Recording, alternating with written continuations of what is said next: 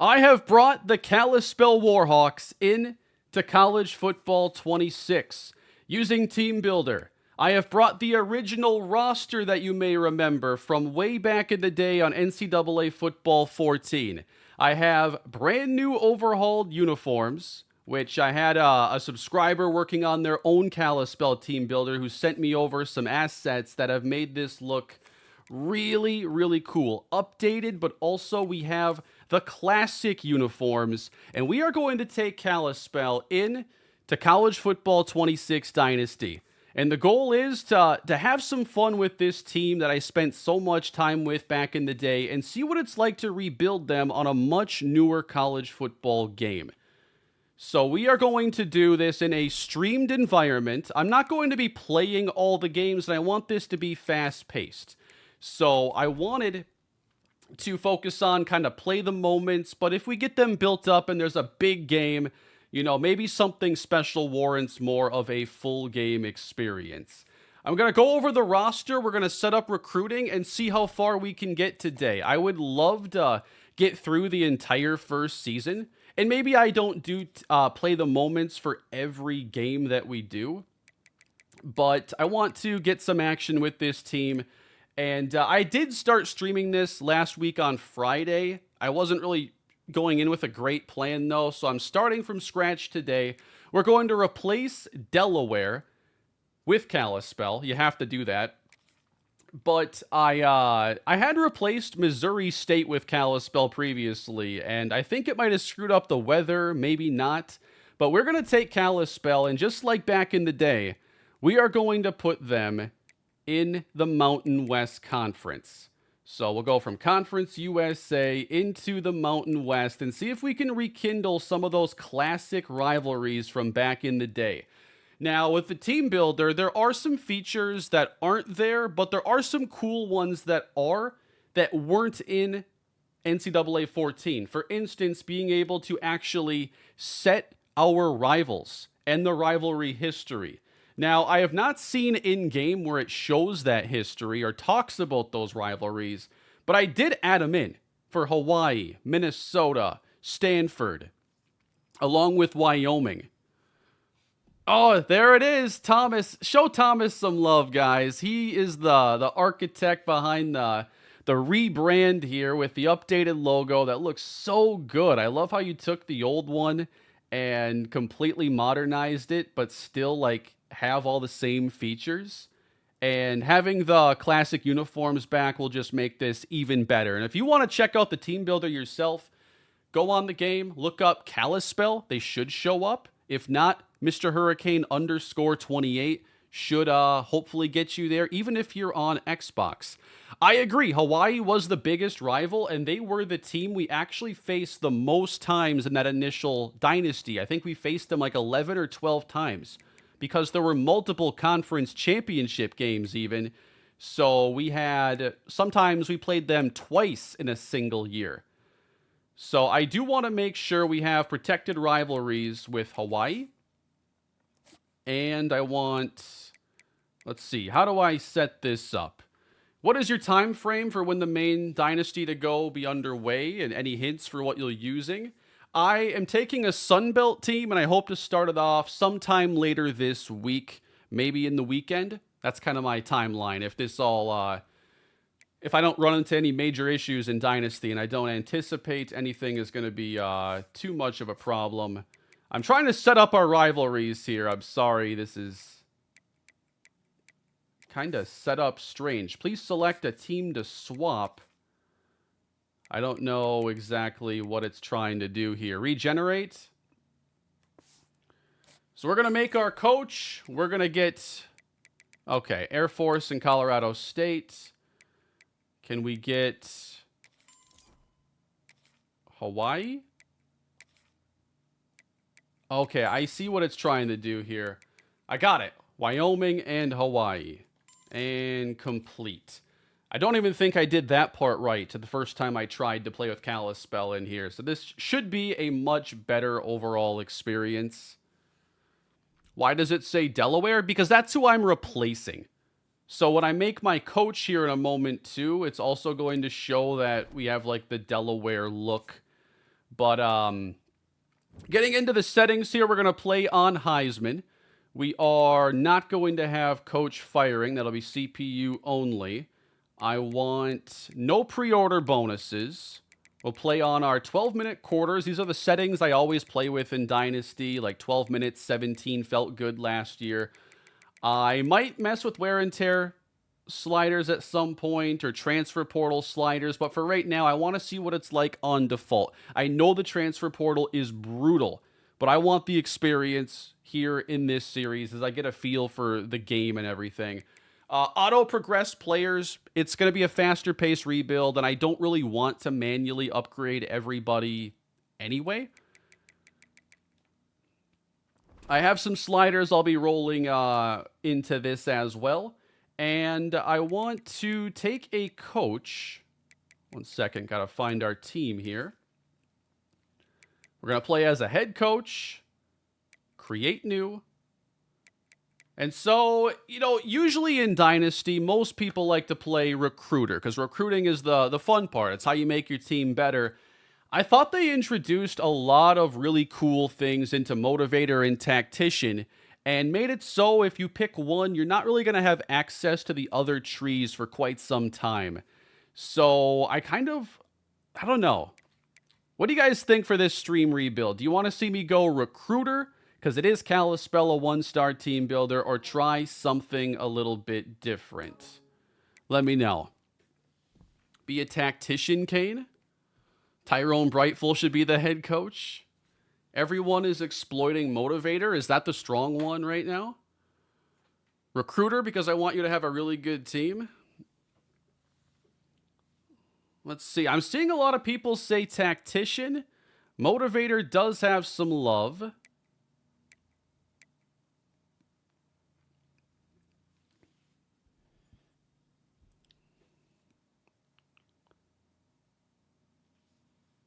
Recruiter got nerfed bad this year. Yeah, I wouldn't be surprised. I felt like recruiting after a while last year wasn't really too bad. Get coordinators with good recruiting. Yeah, your coordinators do matter a lot here in this game. I'm seeing a lot of people want me to try out tactician. So that's the route we're going to go. This is the one that gives you more of a ratings boost on game day, which, basically functions similar to how a lot of it worked for NCAA 14. When you were leveling up, like, your coordinators, you were usually just getting, like, rating boost to certain ratings. So I think I did want to make the same coach that I made over on Friday. So there's a lot of lore tied to the Kalispell Dynasty. And, of course, the family that was... a big part of that series was the Jean-Charles family. And here we have the father of Hayden, Sydney, Kelly Jean-Charles, all those great D1 athletes we had come through the Dynasty. This is Remy Jean-Charles now becoming the head coach of the Kalispell Warhawks. And you have more gear options in this game for the look you want to give your coach. On Friday when I was doing this, I had given him the sleeveless look. Let's go slightly more professional today. Let's switch it up. I feel like I'm getting very Mike Vrabel with this, but I kind of like this option here. And yeah, I liked the joggers as well here. So this is going to be our coach, Remy Jean-Charles. He has actually appeared in a past series before. If you'll recall, Super Mega Baseball. I made a bunch of teams using old players, and that included the old veteran Remy Jean-Charles. Now, the Kalispell Team Builder is ready to go if you wanted to jump into a dynasty. I handled recreating the entire roster, and at first I had brought over all their ratings that existed in the previous game. However, there are a lot of different ratings in this game that didn't exist back then. Like medium deep and short accuracy, medium deep and short route running. And then I realized that if I just ported over all the ratings, that a lot of those players were going to be like 55 overall when they were supposed to be 70 in NCAA 14. So then I re-rated everybody. It is still a one-star team. The players still have the same styles they had in NCAA 14, but they fit the modern game with new archetypes, new ratings, and I think it is a really cool set. So we are going to give our head coach, Remy Jean-Charles, the Big Sky pipeline. Now, Kalispell's pipelines I was editing in Teambuilder are Big Sky and Pacific Northwest.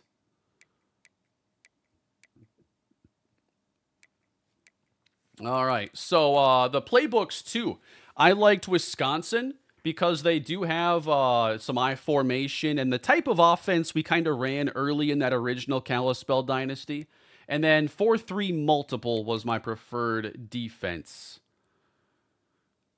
And I think we are ready to go in this one.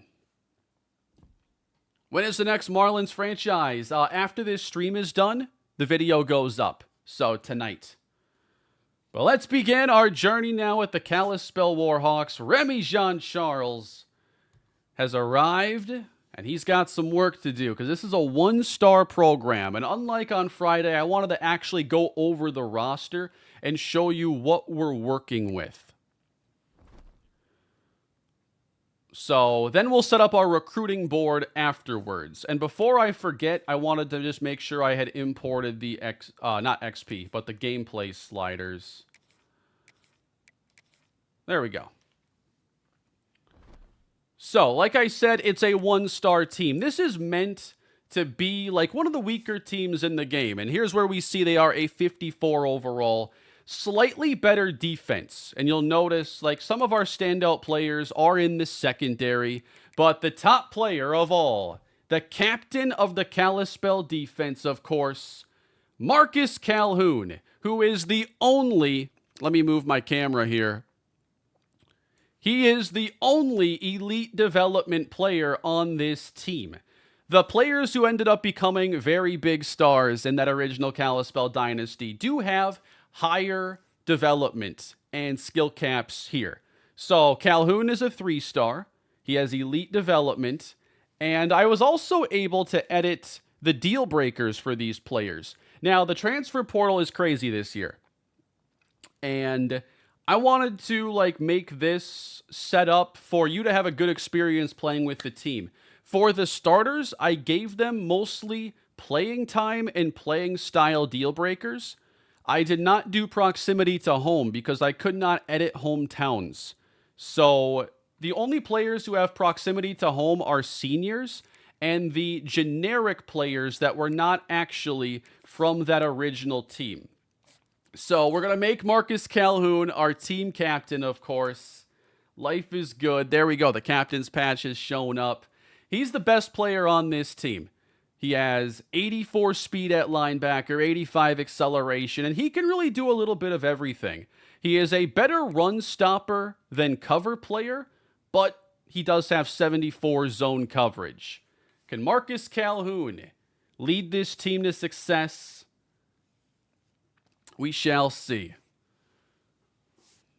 I appreciate that, James. Thank you for the super chat. Hopefully we can build a winner here. I'm not sure how tough this is going to be, but I think it's going to be a lot tougher than NCAA 14. Now, when I built the roster, you have to start with a template.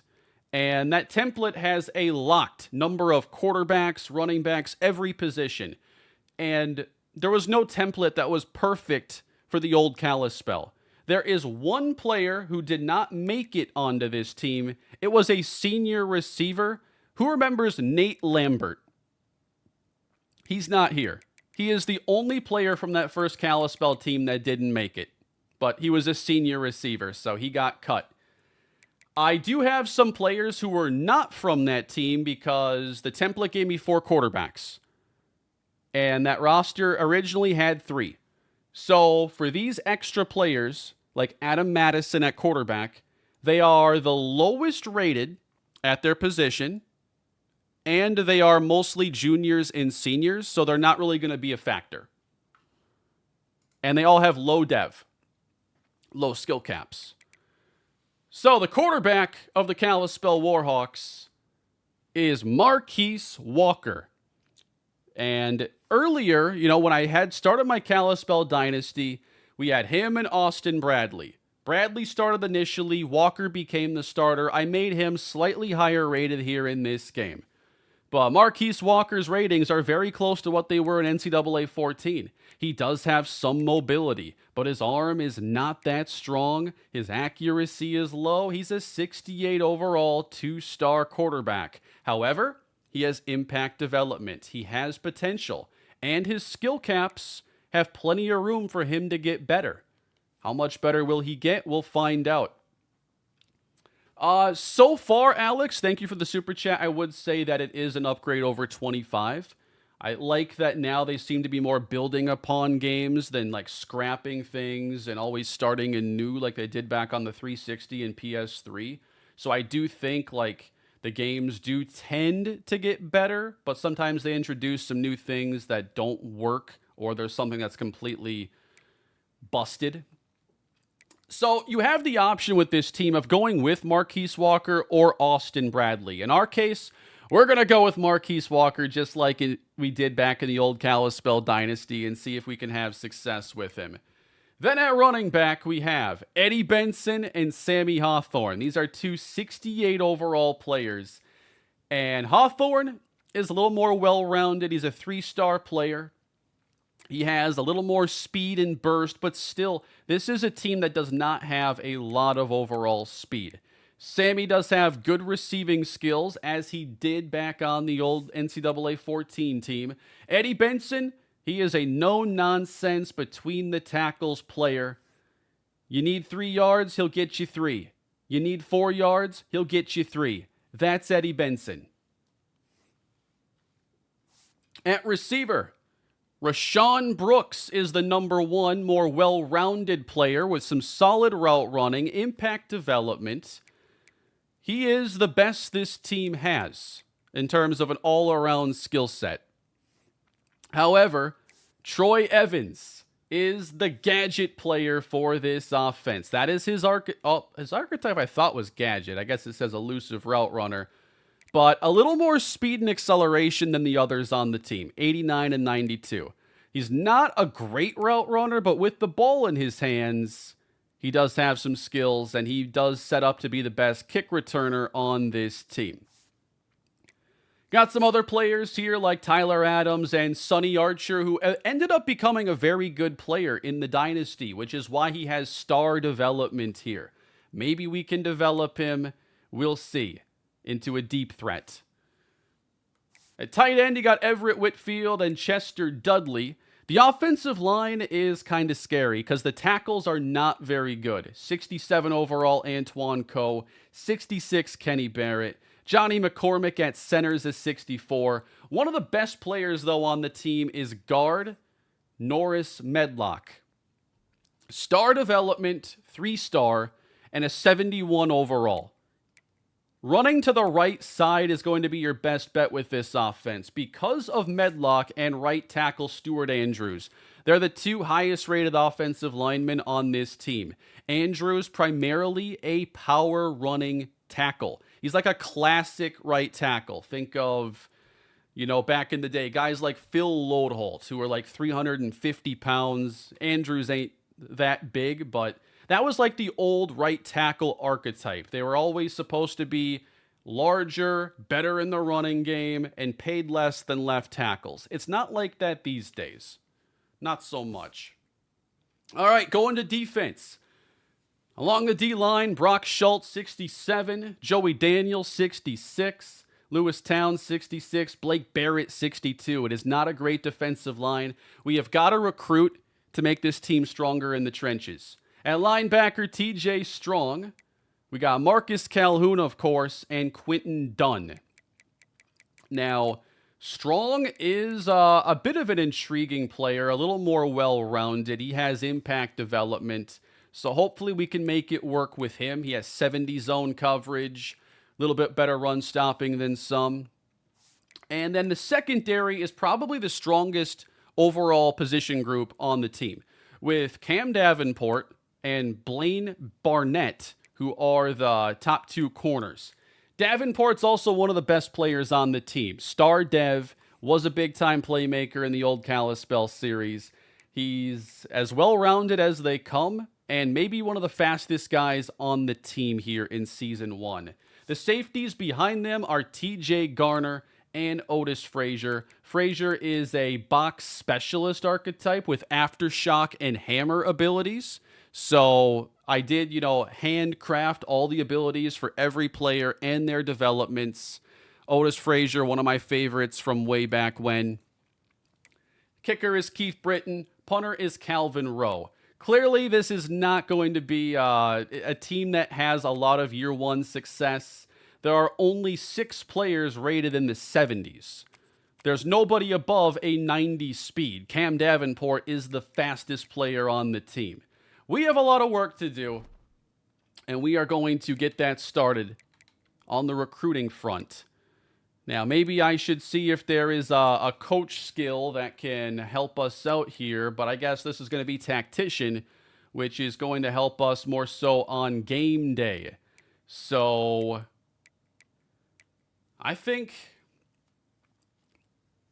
first of all, a lot of this stuff might not give us a lot of help right away, but maybe this pass blocking ratings boost would be a good one. The state of the offensive line isn't great. We'll get started there in tactician with the pass blocking upgrade. I want to set our schedule as well and see what we look like here. Hawaii in week 2. So the non-conference schedule is a little bit broken up here. They give us Louisiana Tech late, Sam Houston here in week 4. Where should we open? On Friday when I played, we had opened against Buffalo. Do you guys want that again? My old Dynasty last year at Buffalo. And then our home opener. Maybe we can make it a somewhat winnable game. I'm not facing an FCS team. They have to be like a real team. Yeah, we'll do UTSA. I think UTSA is a 2-star. Or the Warhawk Bowl, too. Let's see if UTSA is even available in this week. They are. And then let's replace Sam Houston with Louisiana Monroe. And we'll have the old-fashioned Warhawk Bowl. Where is Louisiana Monroe? ULM. I have to go to the U's. There they be. All right, Buffalo, UTSA, Louisiana Monroe. And yeah, let's put a big dog on the schedule just so you can see what it's like. Let's go. I had faced USC in that Friday stream. Oh, we got to do Stanford. You're so much smarter than me. I got to do Stanford. Where are they at?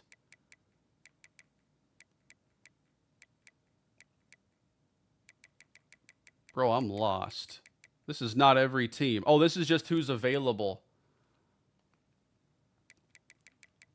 Can I put Stanford here? Man, Stanford's busy this year, guys.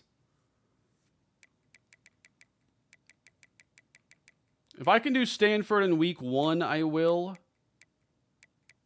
But... oh, there they are. All right, we can go at Stanford there, a rivalry game. We can play maybe UTSA later if they're free, which they are not. So in that case, then, let's just face a ranked team. Just so we can have kind of a benchmark here in year 1. Number 1, Texas. Why not? Let's go at Texas. And let's make sure we have some home games. 1, 2, 3. Oh. 4, 5.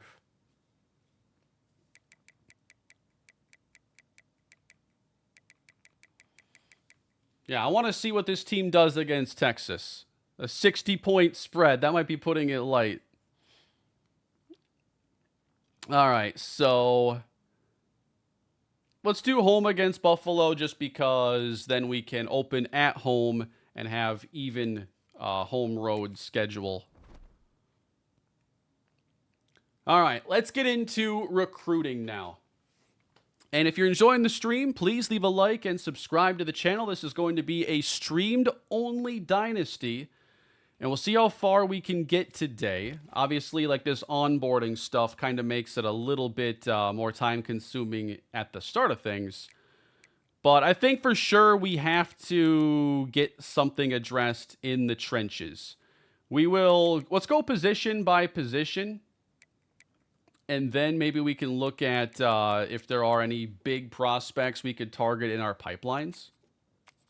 But one thing about our pipelines is we're not always going to find the best talent there, which is part of why I had made Kalispell a team in Montana in the first place. You know, we're not going to have as many prospects to choose from that are close to home, especially at the 3, 4, 5 star. I think proximity to home is broken for Teambuilder. You take on the proximity to home of the team you replaced. Well, replacing Delaware is not going to be good for us. I might have to pay attention then to that Teambuilder. Let's see. Give me some recommended here tackles for us to put on the board. I don't know if I'll be able to, how easy it'll be to get 3s. They're not recommending me to take any. But I want to put at least a couple on the board and see if we can make it work. Desmond Levis here. He is like actually in our pipeline, not at all interested. So I'll put 2 3s that are, willing to have us on the board. And then I want a couple guards as well. We'll start with 3s. Ooh, 9th. This is much better. We actually have some players who are interested. Okay, yeah, the proximity to home, I see. Virginia Beach, Virginia. Will Kalispell be a background team in your main dynasty? We'll see, because I think Teambuilder is still tied to, Teambuilder is still tied to online dynasty.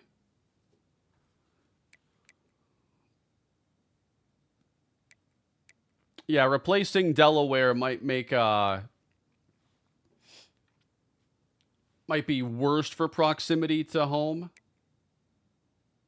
Have A+, need C-.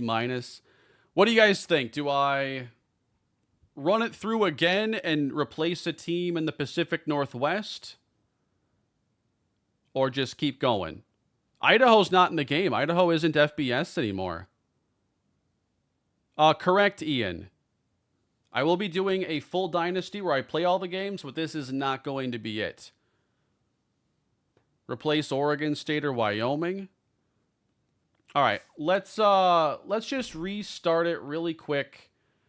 It shouldn't take me too long to replace. And that way proximity to home will make a little more sense. Now, Wyoming is one of the rivals. Do I really want to replace them? They weren't one of our biggest rivals.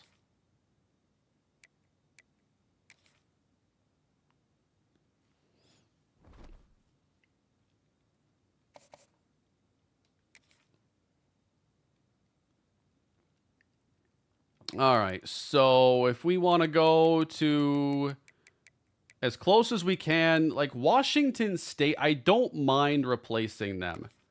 They play in the Pac-2, and that is relatively close to Montana, as close as we're probably going to get. So let's do the custom conferences one more time.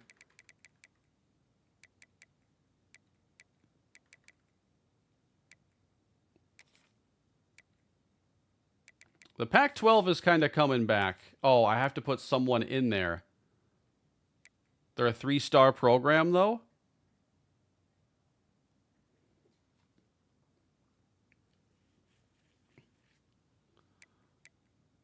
Replace Wyoming? Is it better if I replace Wyoming? I mean, they're one of our rivals, so I don't know if that, like, conflicts with anything. How about Utah State? That's also pretty close, I would have to think. Replace Oregon State?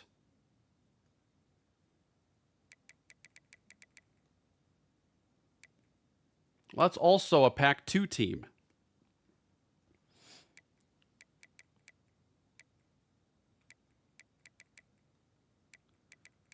I'll replace Utah State. That one makes sense to me. And then we're already there in the Mountain West. And our Big Sky and everything will make more sense this way. All right. Even number of teams, too. That always feels pretty decent. Let's get our protected opponents. And they are going to be Hawaii and Wyoming.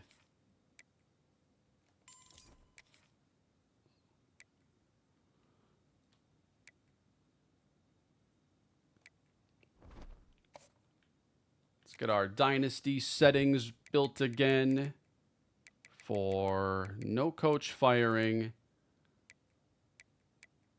no pre-order bonuses, 12-minute quarters, 17-second runoff, auto-progress players.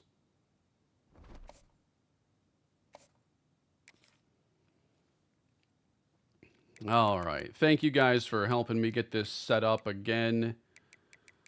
I think we're going to be at the bottom of the alphabet now.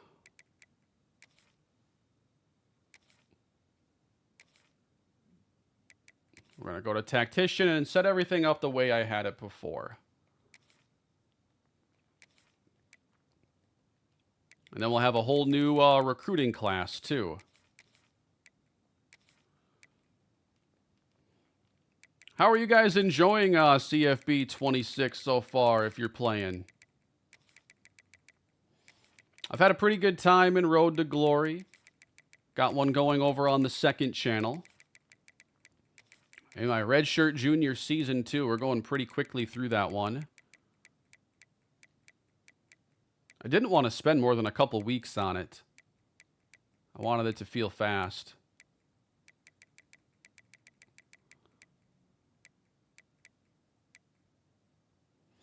Still running labs. I'd love it if it wouldn't freeze during overtime. Wow, I haven't seen a freeze yet. I've had one crash.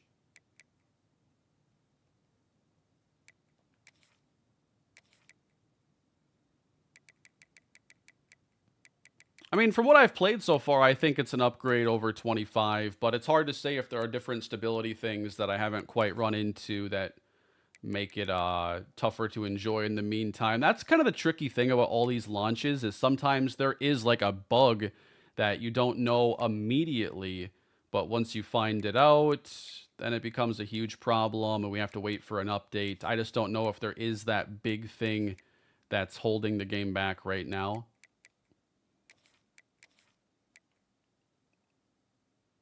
After coin flip, it freezes.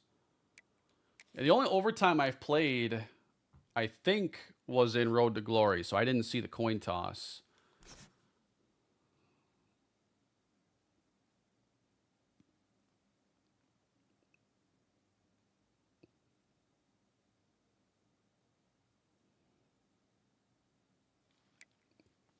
All right, back into the Dynasty. Get my gameplay sliders back. We've been over the roster. Don't have to do that again. Let's go set up our schedule one more time. We'll open. I can't play week 0. We got Buffalo. We were going to do the Stanford game when it let us. We were going to play UTSA.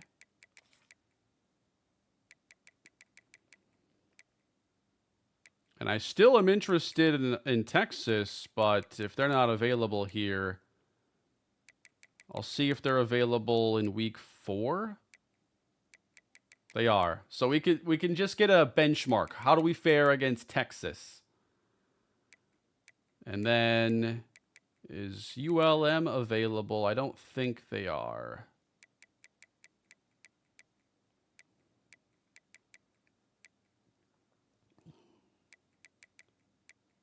What do you guys think? Colorado? Or a smaller, more winnable game, maybe? That's probably a good idea. Let's do New Mexico State.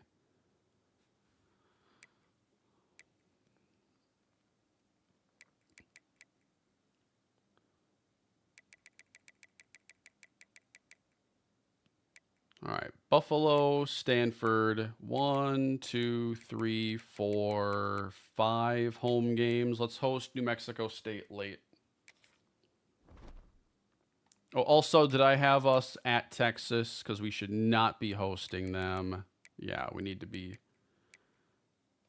We'll be at home the first few weeks. How about that?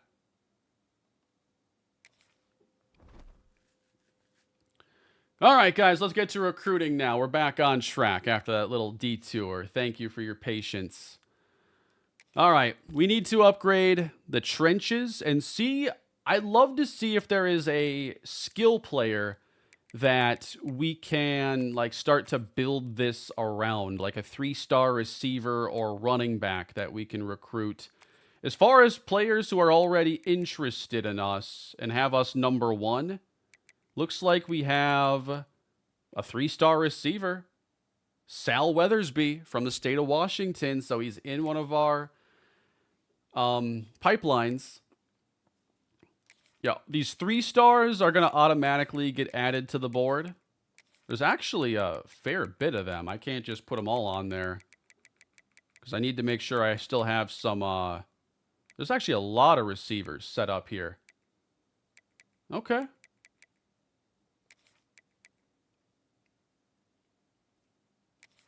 Can I get an offensive lineman, defensive tackle,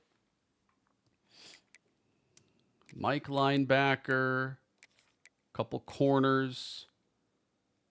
Oh, I like that it has the offensive targets thing there at the top. That's really nice because I need to find some guards. And right now, I don't think there are going to be too many that are interested in us, but we can try to get some 3 stars. Definitely need to build up the trenches here. Okay, we got some 3 stars that we're in the top 5 for. We'll go, that's Miami, Florida, Baltimore, Maryland, Scottsdale, Arizona is a little bit closer.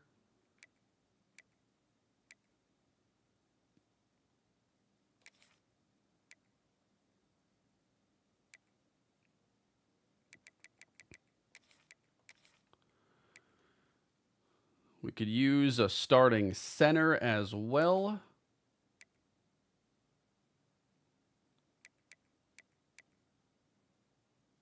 I have 5 receivers on the board. I don't have a running back yet. J.J. Dobbs from New Orleans. Number 1 on our...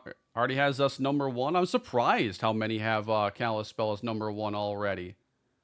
Got a bit of a brand here. Looking for a little size here. 200 plus pounds. Put a few running backs on the board. And then how many targets are we at? 22. Given how many hours we have, this is probably a decent starting spot. So we don't have, you know, the ability to scout a lot of players fully. It's going to take us 50 points basically. With 450, how much scouting do we really do? They all grew up watching the series. That's kind of the lore I'm playing in my head right now. Thank you for the super chat.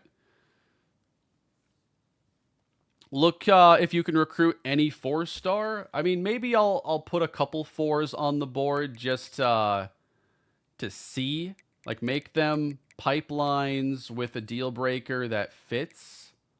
Proximity to home is probably a good one. So we'll get Tad Vilma on the board. We'll go for a receiver there. I'll try a quarterback because that would just be huge. And then a will linebacker. I'll put 3 4-stars on the board because I don't want to waste too many points losing here. Yeah, I know that changing players' positions is something you should not be doing. I've been warned about that. It messes with their skill caps. So I think for athletes, they really need to be already listed at the position you intend to play them. But yeah, we're certainly going to scout at receiver because it's one of those more crowded position groups. So at least like 2 gets us actually a decent bit of info. I thought it was going to be 50 points. We have, looks like 30 here. Let's just finish that one off. 71 awareness, 83 speed. But everything outside of speed there looks decent. So we're going to give out some scholarships here this week. I'm not going to scout a 4-star. Obviously, in the beginning, any 4-star would be good enough to come to Kalispell. So we will open with those offers at least. What'd I say? Will linebacker, Tavares Gillisley. Let's make sure we're doing a lot of our scouting, though, on the offensive line, or some of these other positions are just not going to really matter. And yeah, that's still why it is good to scout, because if we can find a gem like we just did, Spencer Gaylor, 3-star gem, we'll give him an offer. And then we'll go and let's scout our guards now. Jalen Willingham. 87 strength, 74 run block. Here's Benjamin Queen. What's his deal breaker? Playing style. That works for me. Jared Maddox already has us pretty high on his board. Yeah. Probably not going to go too hard there if we find a bust. Like, even a 3-star bust is probably going to be okay for us, but we shouldn't be pursuing them this early. And then Marquis Twyman here looks like a really solid run-blocking first center. I'm going to give him a scholarship. He's a junior college player. But as we try to develop a style for this team, if we find some good run blockers, maybe we can build around that. And then I want to look at the D tackles because our position group there looked really thin. 86 strength and 62 power move, 67 block shed. Not a ton there, but a 3-star. 56 awareness. And 36, that is position. 36 feels like you should be a fairly decent player. I might want to put a couple more D tackles on the board. And like a pass rushing archetype.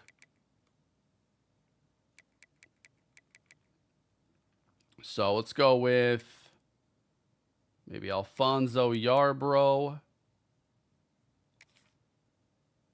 Do I have any pipeline guys here? Not really.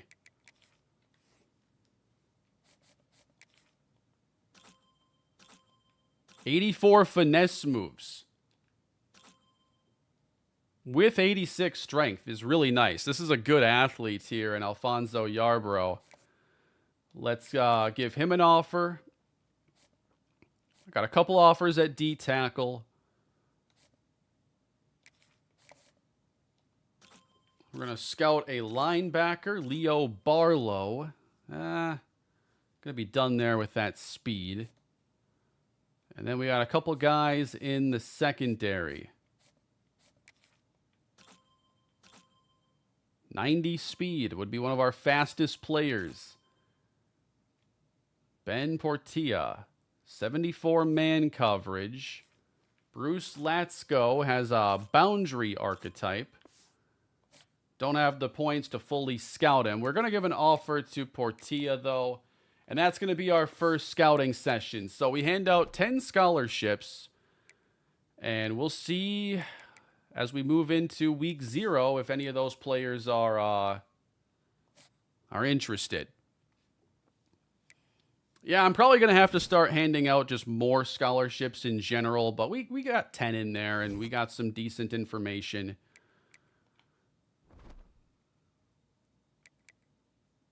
All right, so jumping right back in now in week 0.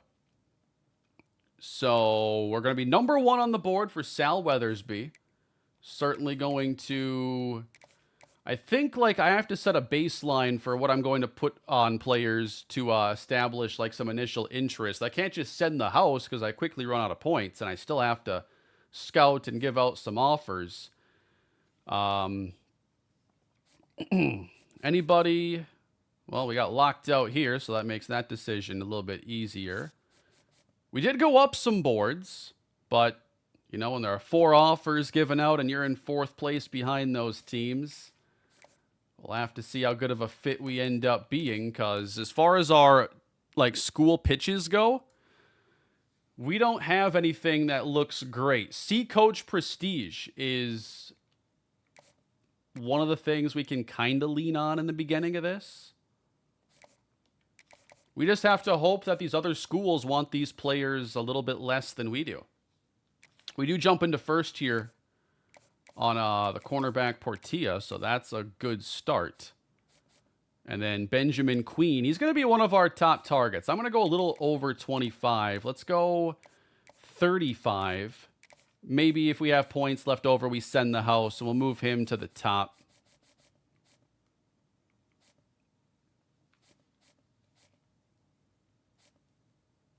And then on some of these players, we're not even registering on their board, and probably won't be able to get these 4s.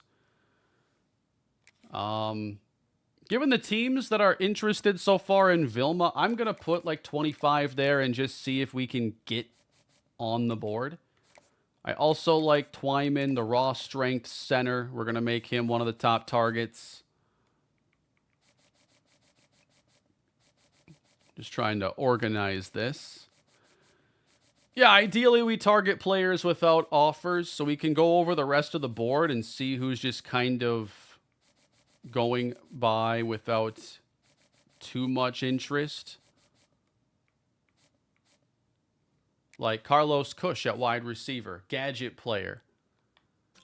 And gadget is one of those archetypes where I'm going to have to scout you. 85 speed, 86 acceleration. I'm not sure if he's going to offer anything that Troy Evans doesn't. Justice Takeoff. No offers.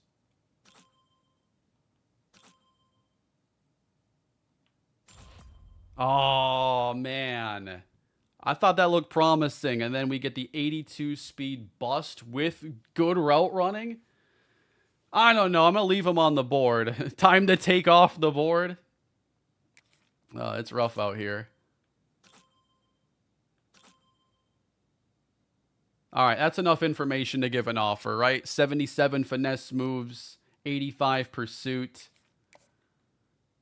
We don't need to get too crazy here. 82 speed at 5'8". I think he needs to be looking at a different division to play.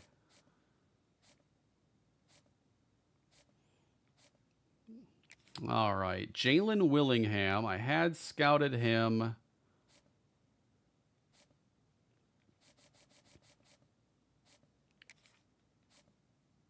Got a couple running backs here. I'm paying attention to my points. 81 speed's not going to be enough. I don't know how I could possibly work with that. 80 acceleration, 80 speed. Some of these 3-stars, I'm wondering how they're 3s. I might have to come back to running back. A little bit less of a priority.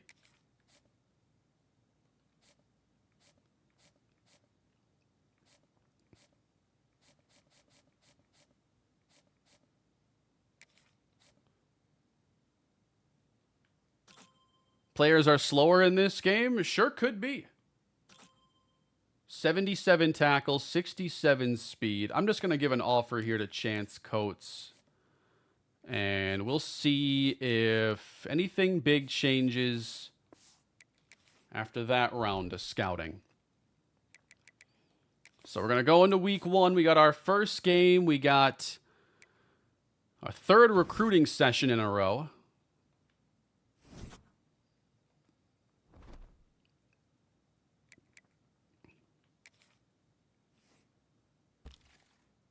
All right, so we're in really good shape there for the guard, Benjamin Queen. And Twyman as well. These are all looking decent as we jump up a spot in that battle and that battle. So for these two, I wonder if I really want a better chance. I might have to be willing to put more points in.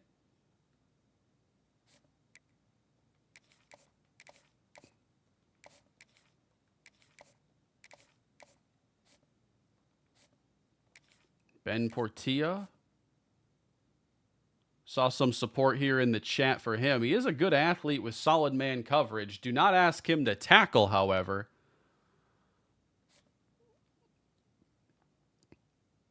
Be careful about recruiting raw strength offensive linemen. What's the concern with them?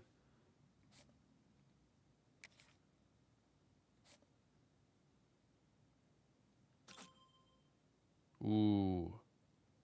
All right. I know enough, but I really wonder if he has even... He looks like a gem to me. Ralph McCray. They upgrade slow? Well, that's the thing, is some of these 3-star guys might be good enough to play right away. Like, that's okay. Expensive to upgrade their skill points? Okay, I'll have to keep that in mind.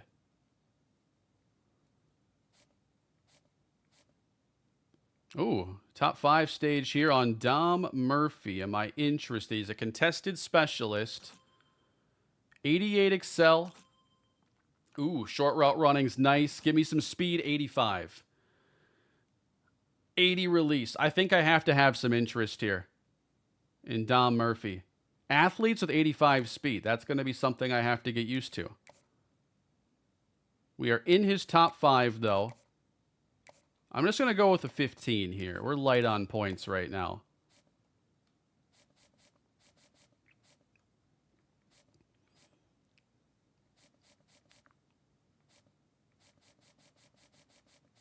And, yep, we got locked out. So I had tried to see if we could look at any of these 4 stars, and they aren't interested. So we're going to stick to the 3s and below as we get locked out by a few more choices.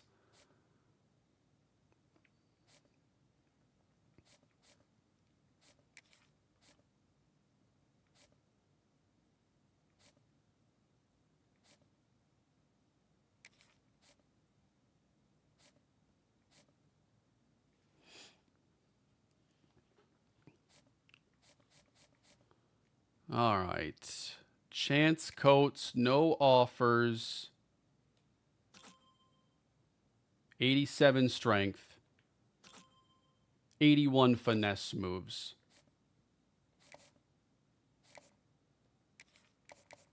I'm going to put 30 here on Coates. Teams are sleeping on him. And I think we have the only offer for him.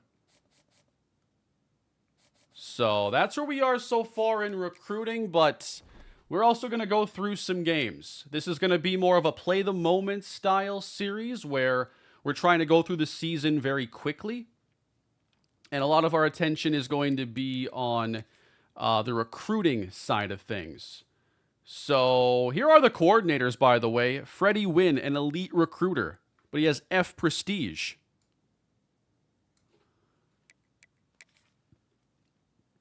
Quarterbacks take less time to fully scout.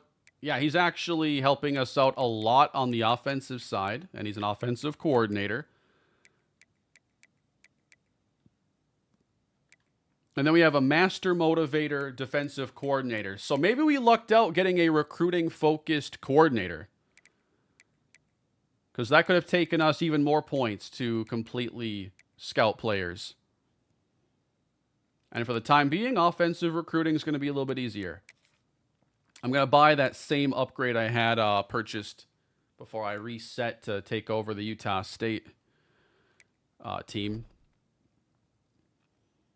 I can't decide if I want to use Memphis Tigers or Missouri State. Well, if you've played a lot of these games, it's sometimes fun to start with a brand new team that you've never seen before, but if you're newer to the game, maybe you go Memphis. So I would base it off of your experience level in the game. I want to set our depth chart as well going into the season. So Marquise Walker's going to start. Eddie Benson is there. I think things are mostly going to be how I want them. Maybe a couple exceptions. And I want to set up our, Troy Evans, top gadget player by default. Slot corner, Marcelo Alvarez. I'm cool with that. Actually, Dante Clark might be a little bit better.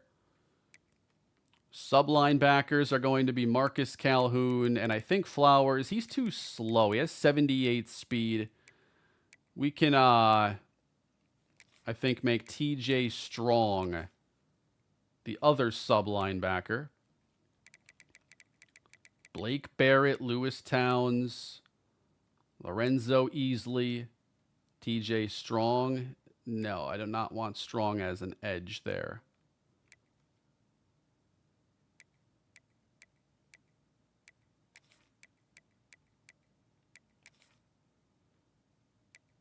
Slot receiver, Tyler Adams. I want that to be also Troy Evans. We'll see if we get through a full season today. Obviously, there's a lot of stuff I had to do in the front of this stream, but let's hopefully take a big bite out of Season 1, even if we don't finish it. I'm hoping to be streaming this on a regular basis, especially if you guys enjoy it. We are going to break out, what do you guys think for the first game here? The 2025 uniforms or the throwback uniforms? First one I see to pop up like 5 times in the chat. Throwbacks. We got 2 votes for throwbacks, 3 votes for throwbacks, 4 votes. All right. It's going to be throwbacks for the first game. I did not have these uniforms for the stream on Friday, as the team builder didn't have those uniforms or the new logo. Whoops. Man, it just said 98 degrees again. I think weather is indeed bugged for Team Builder. So what I'll do is I'll play the first possession, and then I will switch over to play the moments. But welcome, everybody. It's Kalispell rebooted in College Football 26. The retro uniforms, by the way, do have the retro logo. You'll notice that is the same logo I imported to the NCAA 14 Team Builder, the same file. I still had it. So the throwbacks have the old logo. Field and the new uniforms have the new one. All right, welcome to the Dynasty, everybody. It's going to be a grind. And it starts here with Marquise Walker under center. I'm thinking the weather is a team builder glitch. Has to be. And let's get us underway, everybody, with an Eddie Benson first down run of 3 yards.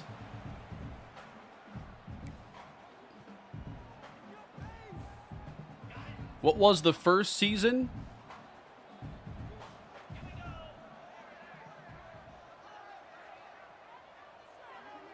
Kind of bummed this isn't on PC. This game looks great.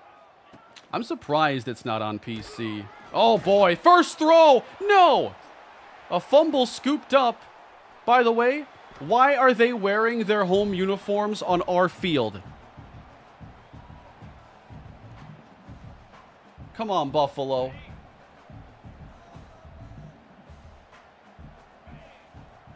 Third down and 5. We're going to head to the air, launch it for Troy Evans, and it's nearly picked on the underthrow. Oh, boy. Welcome to the Kalispell rebooted Dynasty, everybody. We're going to play the moments now.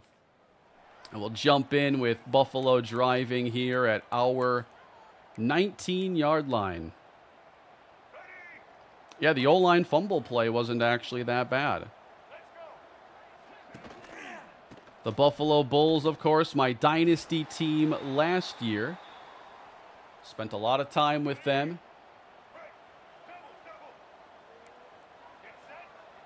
L.J. Henderson, they have there at running back as a star. And there's plenty of time to float it, and that's going to be a wide open touchdown. Yeah, the trenches are in a rough spot for UTSA here in the beginning. We do not have great pass rushers, not many great pass protectors. So it's going to be tough for us to get stops and to get off the field.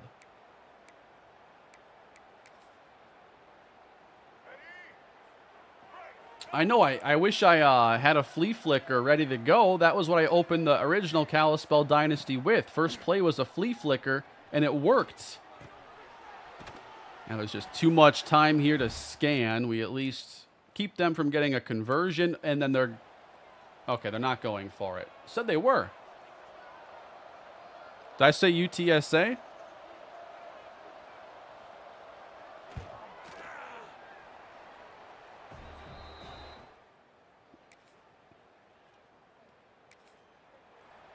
Taking over a 3rd and 10. Just what I wanted to be doing here.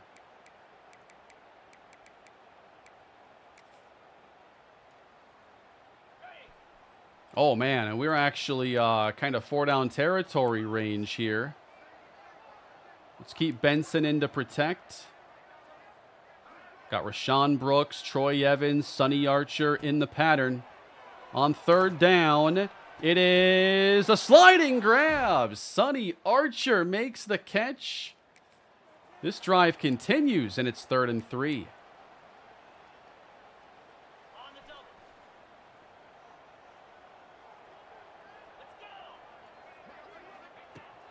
They send pressure. And top receiver Rashawn Brooks gets away, continuing to fight down inside the 5. Look at us move the ball. Let's try to get some points now. Is this team ready to run the ball successfully in the red zone?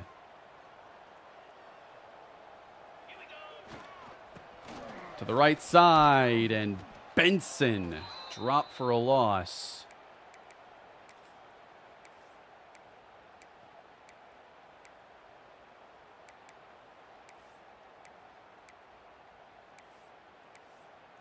Probably going to have to get this done through the air. This is the Wisconsin offensive playbook, by the way. Trying to get used to it.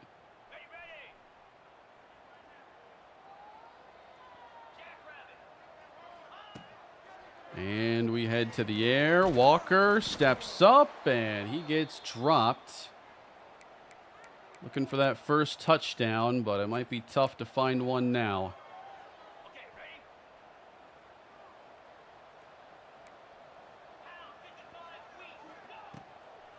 Heading to the air. Oh, man, I had Archer open. Not expecting to have a lot of time there in the pocket. And so Keith Britton comes on.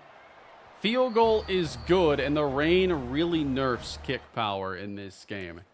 There are new sliders for, like, you know, how much does rain affect kick power? How much does rain affect how easy it is to catch the football? So there are going to be some sliders I have to kind of learn and tweak as I go, as I play CFB 26. But here we got Buffalo throwing outside on 1st down, trying to go up from currently 7 points in front. Do I prefer the meter over classic? So for throwing, I have it set to placement because it's a more ratings-based mechanic, which I'm looking for usually when I'm playing Dynasty. Had him rushed there. It's a loss of 4.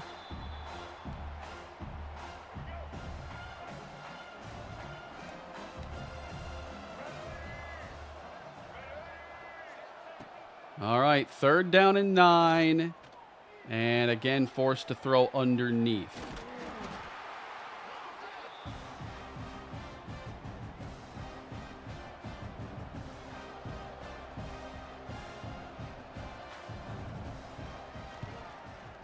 Oh, that was close, and he gets it around that left upright. Let's continue on. I'm not planning on doing play the moments for every game, by the way. Obviously, it's the start of the year. I want to play the first game, the rivalry games, and some of the ones that really stand out. 1st and goal. They dump it off to L.J. Henderson. Broke one tackle down to the 1.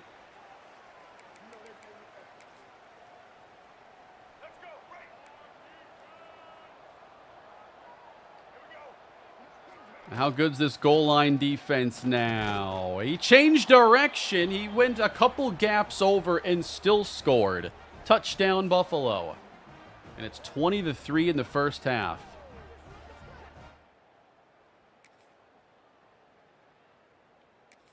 I guess they're going to give us a 2-minute drill and a chance to go into the half with some momentum here. I have 3 timeouts, too. Thank you for that.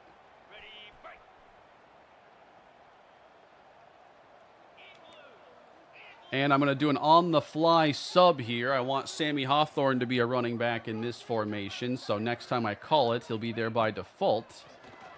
And, oh, it's underthrown. Why'd I throw that ball? And that was a 3rd down, too. That was atrocious. 27-3. Let's see if I can put together one drive here. Deep ball to Wayne McLeod, please. We'll see if we can find the time to get one of those in here. This is going to be short, and Sonny Archer gets dumped. Got a 1st down. What happened? I completed the thing. Next thing I know, they're scoring a touchdown and then doing it again. This is an awful start. I mean, this is meant to be one of the worst teams in the game. 5 players in the 70s for ratings. Nobody above a 75. That's why we got to recruit. It's going to be a long year. Over his head. Not Sonny's head, just the linebacker. All right. I think you guys get it from this one. Let's sim to the end of game.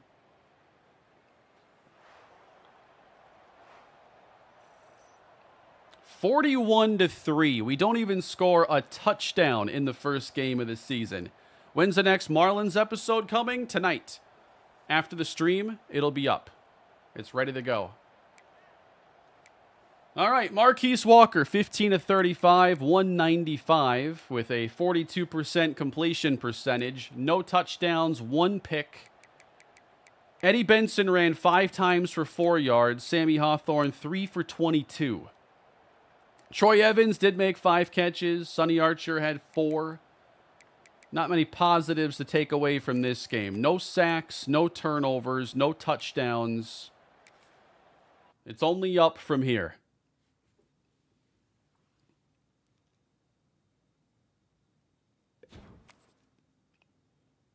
And yeah, we have to get 500 XP, and you don't get much when you score 3 points in a game.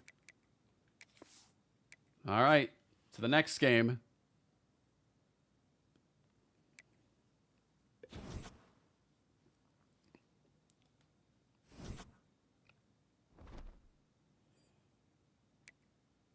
Rivalry game against Stanford this week. And let's get to recruiting again. Benjamin Queen, he's in his top 5. And one of them is playing style, which looks good for us. I don't know what style, what he's looking for exactly. What is the deal breaker in this game? For raw strength guards.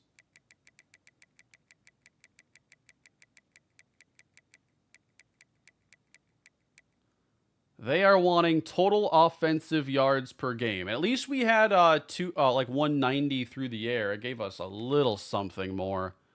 Might have to count kick return yards in there for it to look anything impressive. So at least we have a couple good leads here, but maybe we can actually switch this to a hard sell. My first hard sell of the year.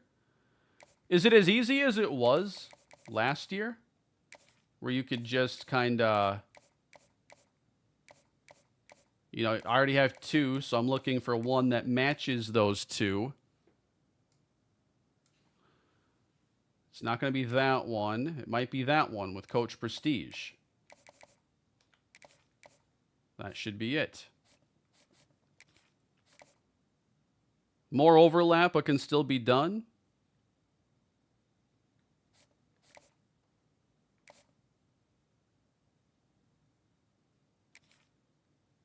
Sweet. And we have proximity to home and conference prestige here. So let's get a couple hard sells.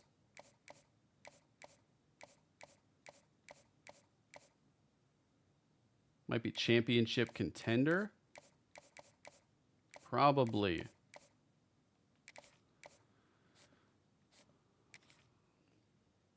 And we'll see if the hard selling can get us in front of UNLV. Yeah, from what I saw from Sway going into the game, it can be an interesting option. It wasn't one I went with last year, and I don't know here, with an F and a D minus, is hard sell actually a good call in this game? I think last year it was questionable when you had two extremely low grades. Maybe I'm better off just sticking to 40 traditional points in this case.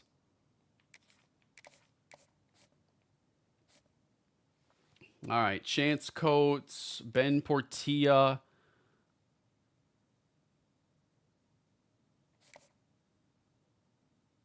Yep, this one's looking... I can't quite get there yet, but I should get in this top 5 pretty soon.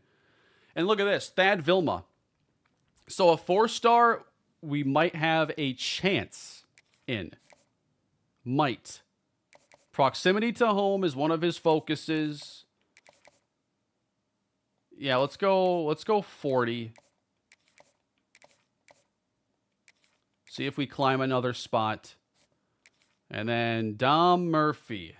Week 8 visit at Colorado State. They're out way in front. Maybe I have to... I don't think I'm going to win this battle. I'm way too far behind. I'm going to pull points here. You got to know when you're going to lose a battle, I think. And yeah, let me look at those receivers again, because I had liked him. I have Weathersby and Vilma, so I don't definitely need to. You think I should just put the 50 on Vilma, see what happens if we get lucky? A Wyoming 4-star receiver is not going to come around every year. So let's do the 50.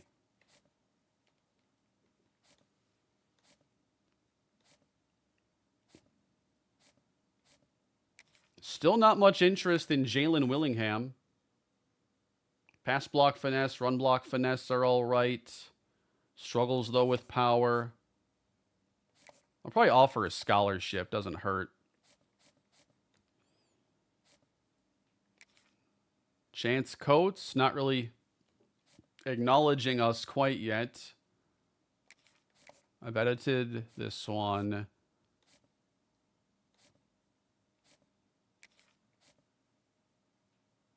Yeah, I wanted to finish this one. Bruce, let's go. 90 speed, 90 acceleration. Boundary corner. And that'll be our final spend of the week then. Done recruiting in week 2. Ahead of our rivalry matchup with the Stanford Cardinal. And again, I haven't seen where they show the true rivalry history yet. Our goal has to be to score a touchdown, though, this time. And yeah, wear your road uniform when you come into our house, please. Hope you guys are enjoying the stream so far. I'm hoping to continue doing this throughout the week, and we'll see how fast we can go. If we can make this a fun concept for a series. I've been looking for other things to bring to the channel. I will still be doing a Dynasty where I play all the games, but this is going to be play the moments plus some simming. If we can get around a season per stream, that would be my target. Let's, you guys want to see what our defense looks like? Probably auto development, but we'll see. You know, what do you guys think from if you've played with the the manual? Because I certainly don't want to automatically, or I don't want to manually control everybody. But if I can have like a partial system where it's manual, but I can still like just automatically do the rest, maybe I'd be on board. But I don't mind the automatic system. I think it introduces some some challenge, seeing how the players develop. And it never bothered me last year.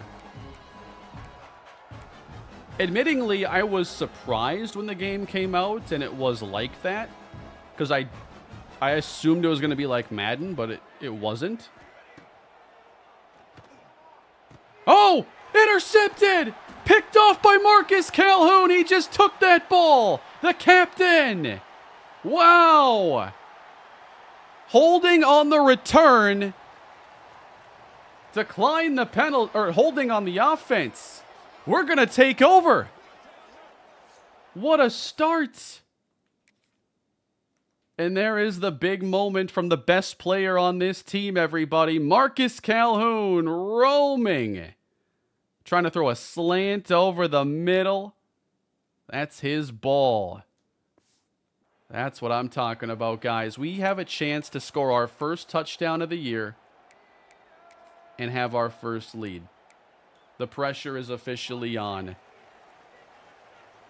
You can manually upgrade as much as you want, then auto-progress. It'll just use all the points possible for anyone who didn't upgrade.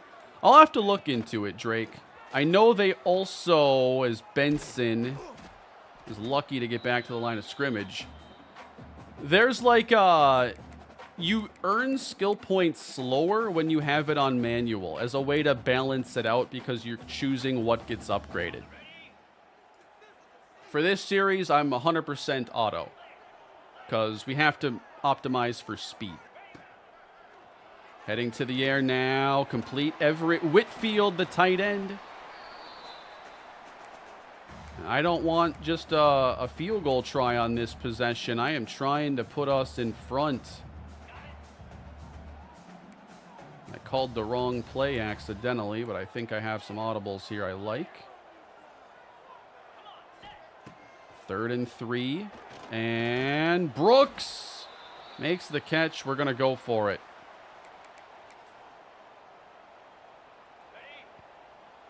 Marcus Calhoun with the great play. And we're going to go Benson. Got it. We did not run the ball well in the opening week. Give me a Sammy Hawthorne run this time. Yeah, I suppose there's a slider for that. I'm glad there's so many more sliders in this game.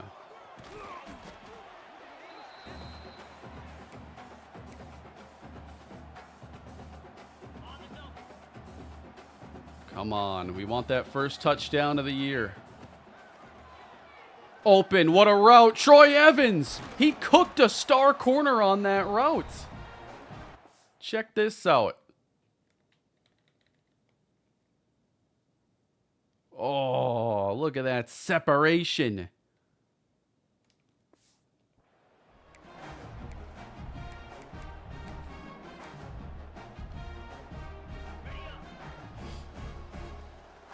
What made you decide to bring it back? Teambuilder being better.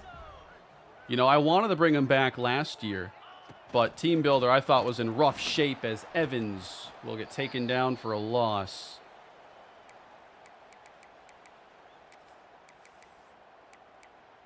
I want everybody to be able to use Kalispell again.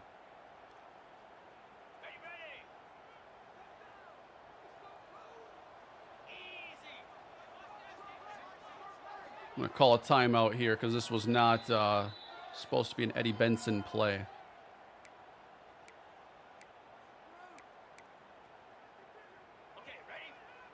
There we go. Sammy's in. Got an angle route there if we want it.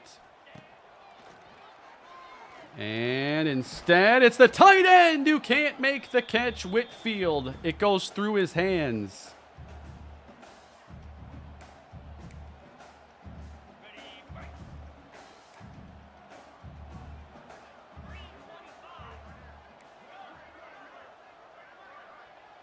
All right, 3rd and goal from the 9 then. And a flag down as we throw it short, and it's going to be on us and probably end this drive.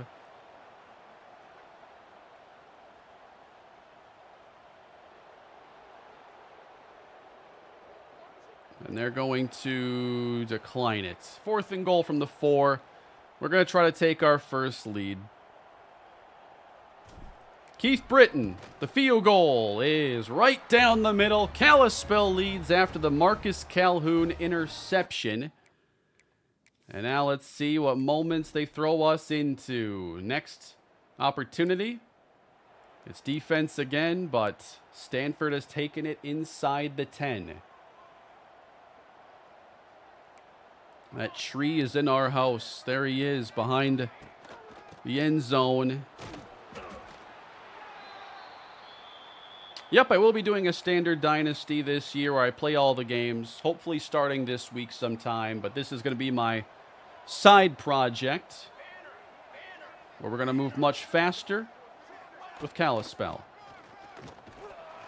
Oh, Calhoun could not bring him down. It's a Stanford touchdown. Just too tough. And we trail.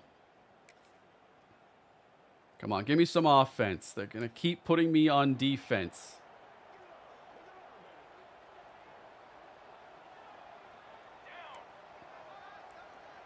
Third and 5. And pressure. Got him. That's a sack. Our first of the year. Blake Barrett? Or Blaine Barrett? I keep forgetting. I have like a Blaine Barrett and a Blake Barrett and like a Barnett. I don't know. I'd have to check out all the names again so I'm not confused. Sweeping. Another. Rushing. Not score, apparently, for Micah Ford.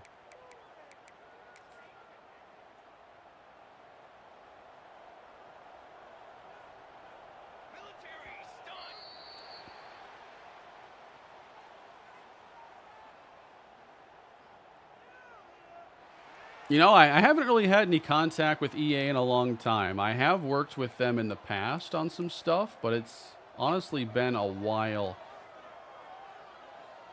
Like, I can't remember the last game I would have gotten from them at launch.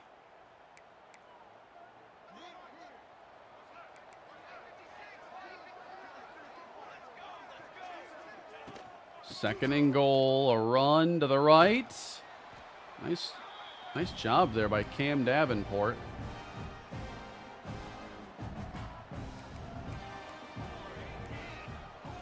All right. Still not trusting they're going to throw it, but they will. And throw to the end zone. Come on. Touchdown, Stanford. That was a nice play by the quarterback.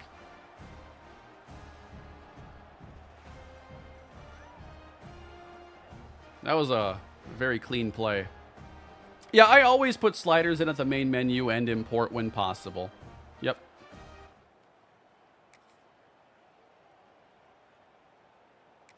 Two-minute drill. No touchdowns, nearly 6 full quarters into the year.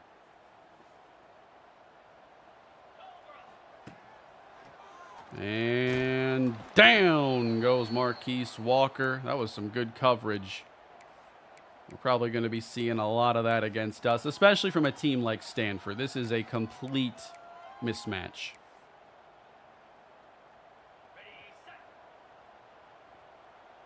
We'll always have Marcus Calhoun's interception, though, I guess. Whitfield with the catch. Hey, we got to keep getting yards to keep up some of those deal breakers, right? We're going to head to the air. Over the middle, that's Sammy Hawthorne. Let's call a timeout there. It's going to be our last. I'm playing the secondary pretty soft here. Just don't want to give up the big play. Yeah, well, we can't really get the big play anyway. So, Rashawn Brooks, 27 seconds.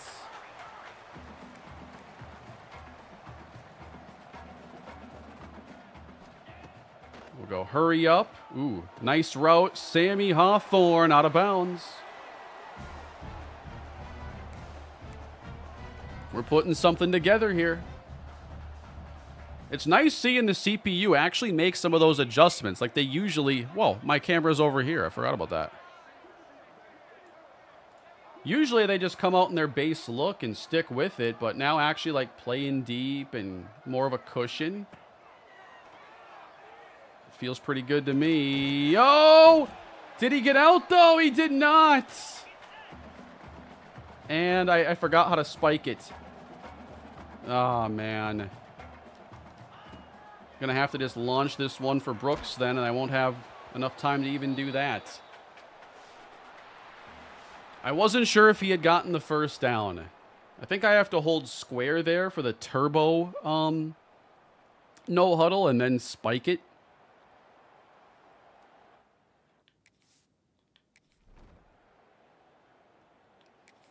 But they're going to give me a drive now where time is less of a factor, but I have to get 7 yards here to continue the possession. The trucking is kind of tough. It's definitely... I'll tell you the issue here in a moment as we'll roll and can't outrun the pursuit at all. What I've been finding is because they've added in the ability to reach the ball out, it's the same control as truck. So you flick up on the right stick and suddenly, like, your guy's reaching the ball out mid-tackle when you might not have wanted that and you're at greater risk of a fumble. I haven't really figured it out yet. Like how to truck when I want to truck and only that.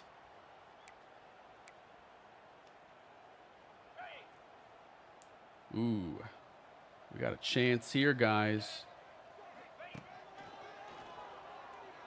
Over the middle, but incomplete. Troy Evans unable to reel it in. So we're going to go for it. I know it's supposed to be a flick to truck. So maybe I'm like holding the stick too long. Oh, threw it backwards. Oh, Sammy. This is... I saw the pressure get through. I'm like, all right, this is my only option. That was pathetic. We're going to possibly go 2 games, no touchdowns. As we head back to the air. And it's Archer getting drilled. Unable to come down with it. Put in some backup so I have a chance to score, please.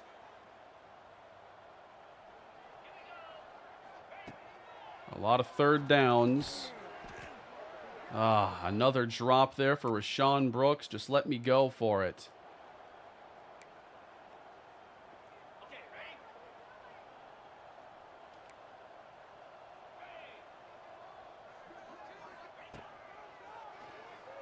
Throwing for Evans.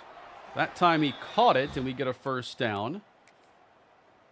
Why didn't they let me continue the drive? Just give me a chance to cook here a little bit.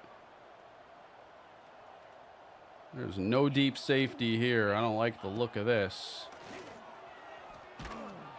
Oh, we had Chester Dudley there, and I just didn't have the time to get it to him. So 4th and 7. They're showing even more pressure.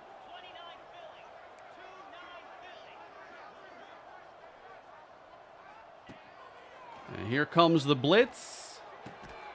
In there to Rashawn Brooks.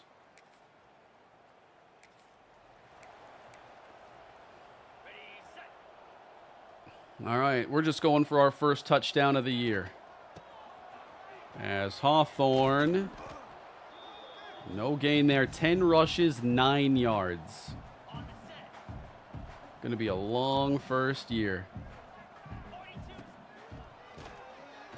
Come on. Back of the end zone for Wayne McLeod. Somebody wanted to see him get a look.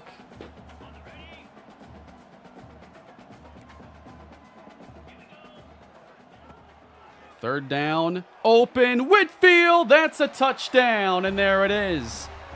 Marquise Walker throws a touchdown pass again here on the channel. And we have a win. Or not a win. We have a score for the first time. No, skip the onside kick. I know it's not going to work.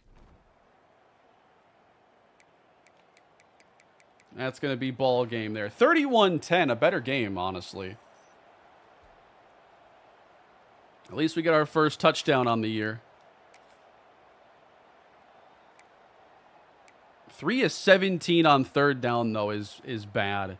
1 touchdown, 2 picks for Marquise Walker. Again, under 50% completion.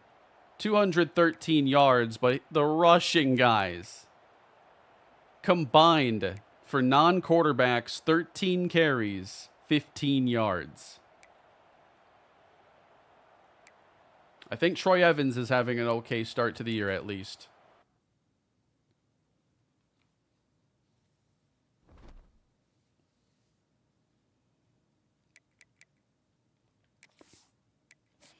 Yeah, originally I think we won 3 games in the first year. Got a couple more guys in their top 5 stage now. San Diego State is next. All right, Benjamin Queen. Still no one else is interested. Looking good there. And Sal Weathersby. I think we hard sold for him. Nope, it's friends and family. My bad. AF. Yeah, hard selling might not even make sense for us this year in most cases because our grades are so poor. We fell, though, for Spencer Gaylor at right tackle at Gem. UTEP and San Diego State are now above us. Maybe a visit can save us if we go like week 5. Especially if we pull off the upset. It's 20 points because he's close. And we can do proximity to home. Might have to. Ooh. We just moved all the way up to first for Chance Coates, who didn't even look at us for like 3 weeks. This is big.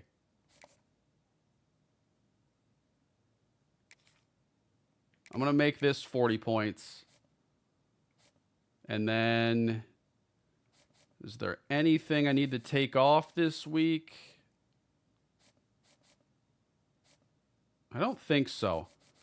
I think our points are so far in the right spots for, you know, which players we should be focused on. Vilma's still a stretch, but if we can get down to the top 5 and maybe we get lucky in terms of scheduling and get a visit in there when others can't.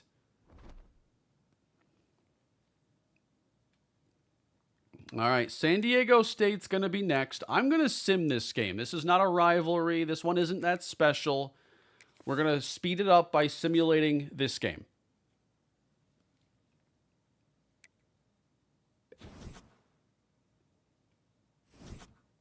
And we're 0-3. Oh, man, the Texas game is next. Who put them on the schedule? Whose idea was that? Where's team schedule?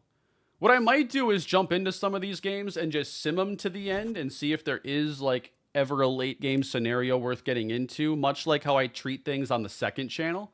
At least we threw for 2 touchdowns this week with Walker. 3 interceptions. The running game is just atrocious. Big game for Sonny Archer. 84 yards, 2 scores. The defense is not making very many impact plays. Why is Texas 0-3? What is going on here? The Longhorns are 0-3. How did we get here? You need to have a C+ or B- grade average to be worth it. Should I? Okay, I'll have to flip that one then if that is hurting us.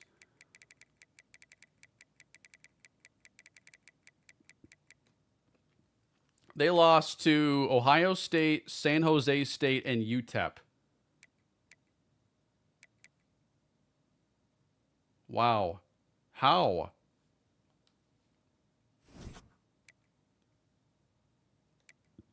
I know last year we saw a lot of wild upsets in the simming early on. How often does this happen? Yeah, Sark is already fired in this universe, if that's the case.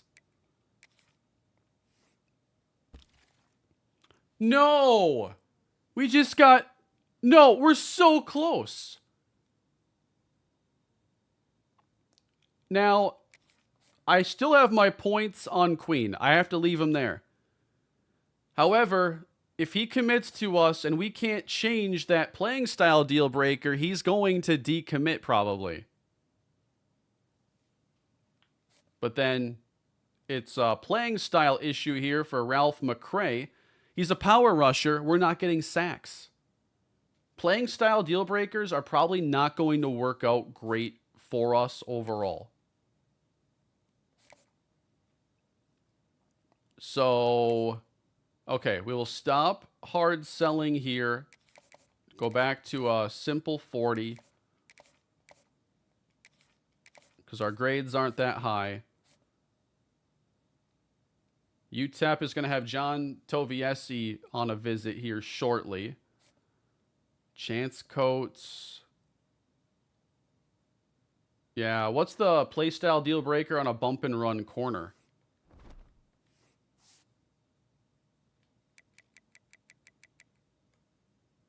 Defensive pass yards per game. We're not giving up a lot of passing yards because we're probably busy giving up a lot of rushing yards in the second half of games. Up to second for Vilma. We got a chance there. We're going to stick with that. Might get super lucky. I mean, him being a Wyoming receiver is the only thing I think that's going to give us a real good chance there. I have 20 points to spend.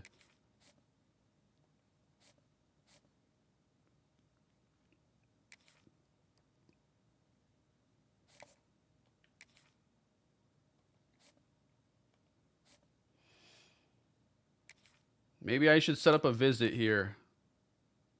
Week 7. You also have to predict how long these battles will ultimately go. Should I do the visit for week 7, or do we think he might make a decision before that?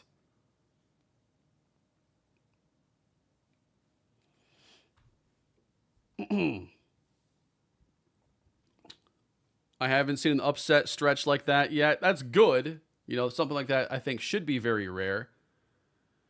Are you interested in min-maxing recruiting? Well, I'm not going to do anything that requires me to spend like a ridiculous amount of time on it. Like, I'm taking it seriously, but I'm not trying to probably blending the two, you know, taking it seriously, but trying to be fast, and it doesn't have to be perfect.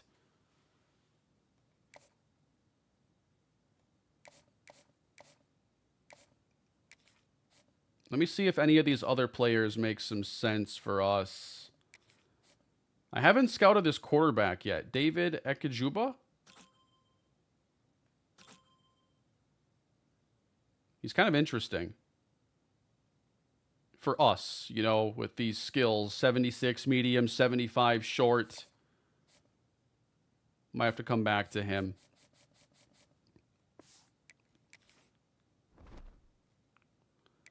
And let's upgrade our coach skills. Let's go. We've done the... Yeah, let's do run blocking and pass blocking because we have what has to be the worst rushing offense so far in the game. Let's see our rushing stats 3 weeks in. We are 37 yards for Sammy Hawthorne, 32 for Eddie Benson. We're running for less than 25 yards a game. I have to think it just naturally gets better, but what if it doesn't? Because it might not this week.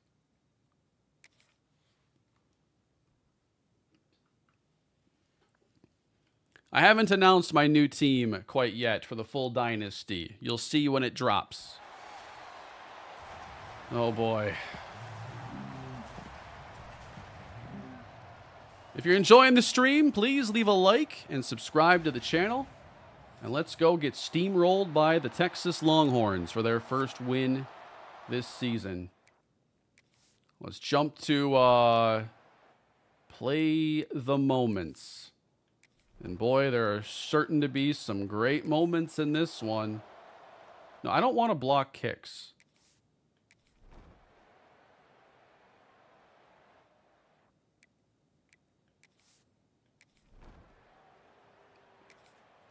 Do they go for it on 4th down and fail? That sounds about right for their season this year.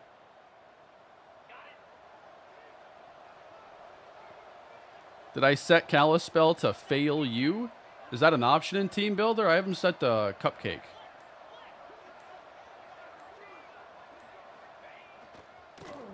A run. Benson getting taken down, no gain.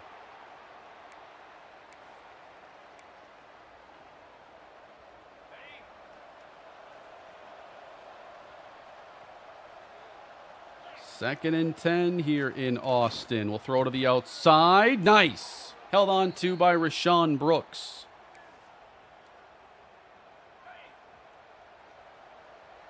Yeah, trucking I noticed is much tougher in this game, but I also felt it was a little easy in 25. Oh, I had a running lane there, but if I can't get through cleanly, you think Eddie Benson's fast enough for a second effort play like that? We're going to roll.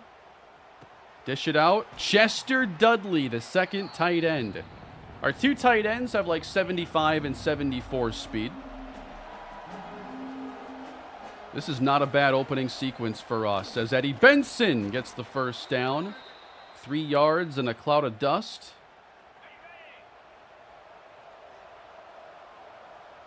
Is this too risky here? I'm not trying to hit the deep routes, by the way. Oh! Thank you. Oh, that was so close. Give me some read option here. Let's open things up a little bit. Feeding Sammy. What are we doing? What are we doing here? Watch the left guard on this play.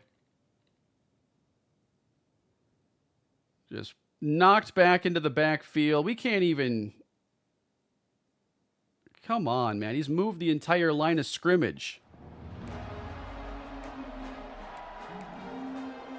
Anthony Hill Jr.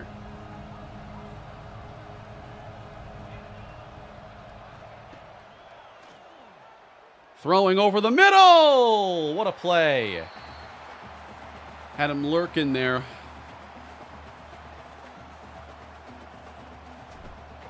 We had a couple first downs, though. We're playing the field position game, guys.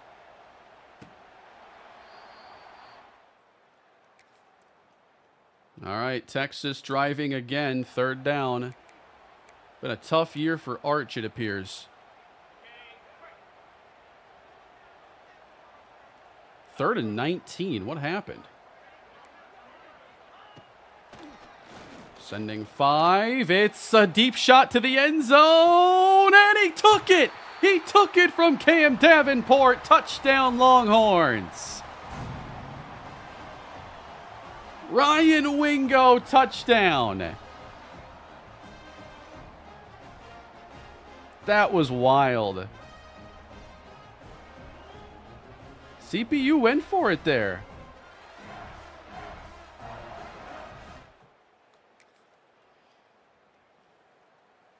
We blocked the extra point, though. There's something wrong with this team.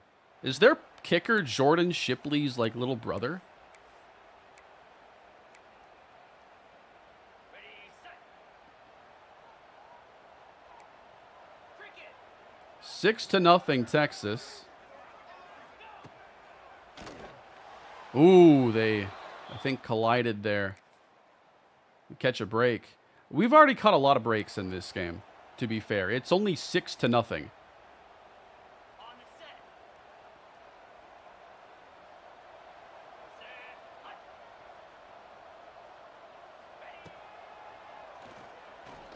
Pressure, and it's out. Man, their tight end is more athletic than the rest of our team. Their tight end just juked us out to get a first down.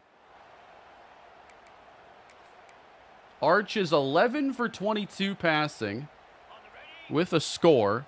A 6 score to Wingo. Arch dishes outside. Nice tackle, Otis Frazier. It's a great day with the captain, Marcus Calhoun, that's for sure. Especially as we're going to send him here on a blitz. We're going to get more aggressive on this play. We're coming after him. Uh-oh. This is not good, guys. Oh, man. Touchdown, Texas. They just beat us with an RPO. I should have called a timeout. All right, 2-minute drill, 13-0. These have worked out so well previously. I don't know if revamp changes quarterback play. I always play on, you know, my setting, and I tend to get games I like a lot.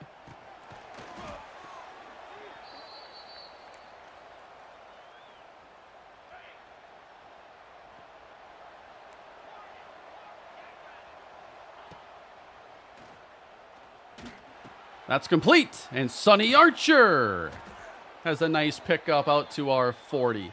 Like, every time we throw it more than 5 yards downfield, Walker is getting drilled as soon as that ball's out. Look at this soft box here. Come on.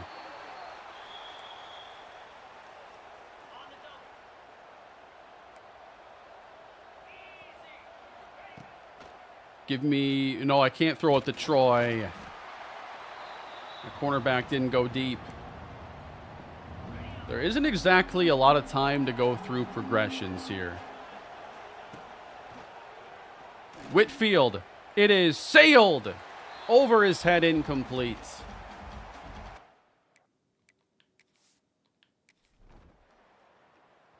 And we do not score in the first half.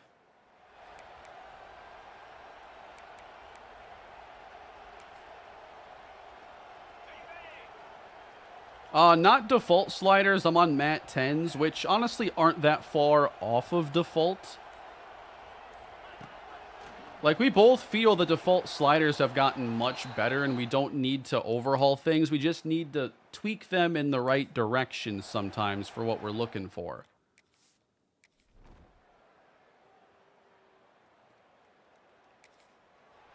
All right, 4th and 10. We're jumping into the fourth quarter, down 26-0.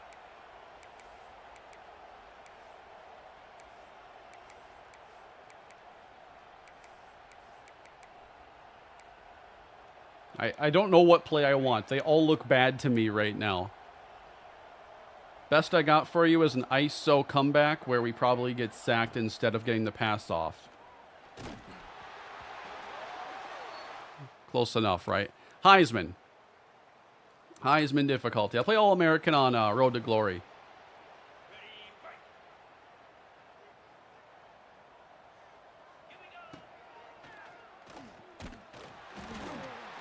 How is Marquise going to make it through the season?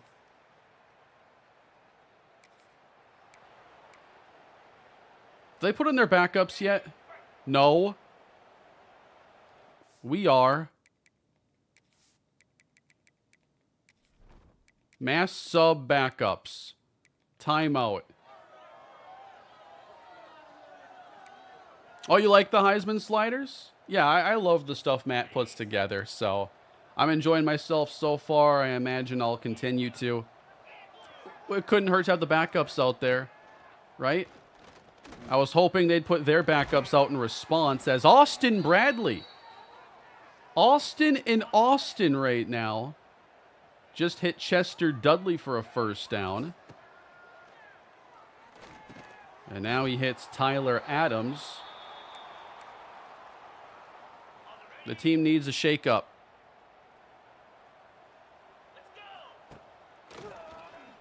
Screen. Look at that stiff arm. Reached the ball out and fumbled. So we had a penalty marker. They're going to decline that now. And the drive was going so well.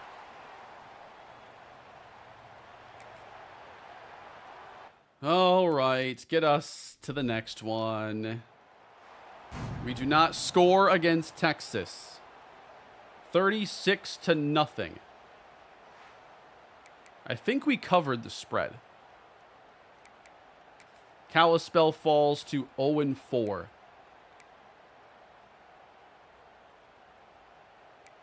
Not good.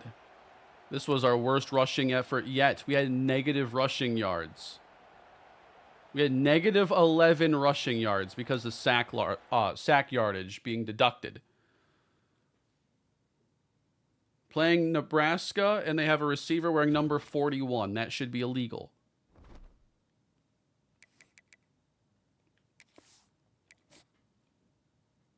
Yeah, trucking is a flick. The problem is like just relearning muscle memory in these games is so hard. I put a lot of hours into these games, obviously, and so like you're just used to certain things after a while. All right. Let's see how we're looking here. The play style for McRae's looking better.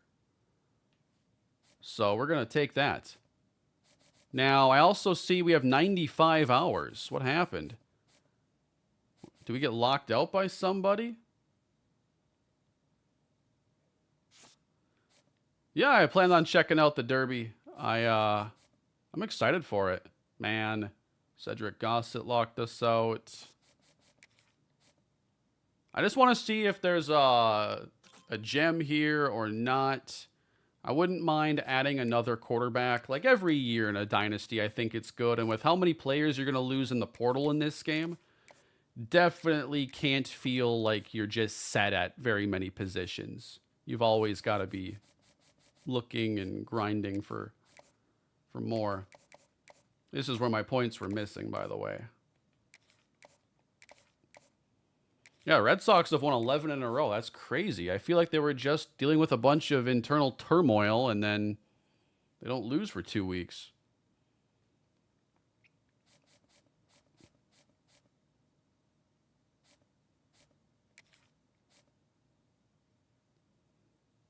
The route running might be good enough, guys. Just as takeoff.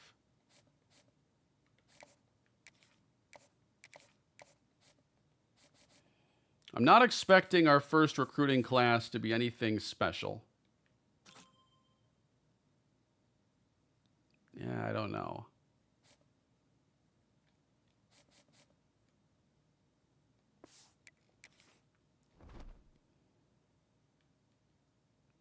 Colorado State. Now, I think we have a visit lined up for this game.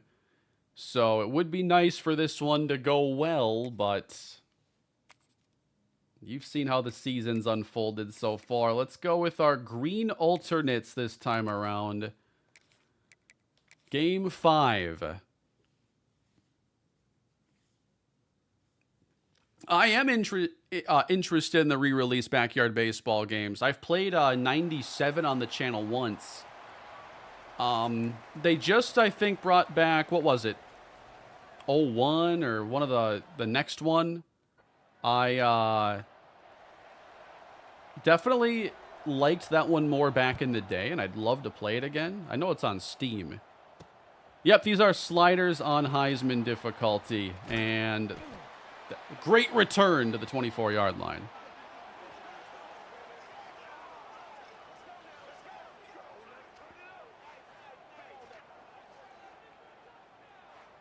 Maybe we can just add a bunch of players in the transfer portal. Think we'll have any luck with that? I have not gone through an off season yet. I'm excited to eventually see that. Ooh, I thought I had the cutback there with Eddie.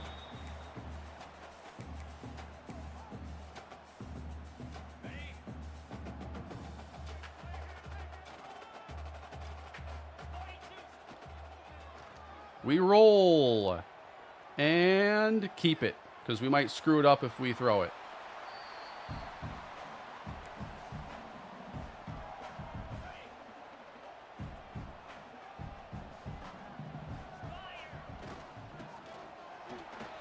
Benson to the outside. That might be a season long right there. 2 carries, 11 yards.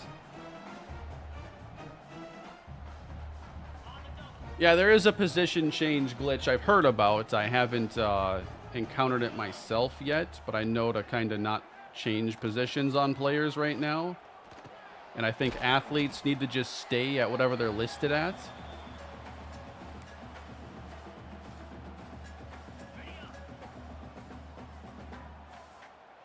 Got to get the ball to your best players here in multiple ways, right? Rashawn Brooks. There we go.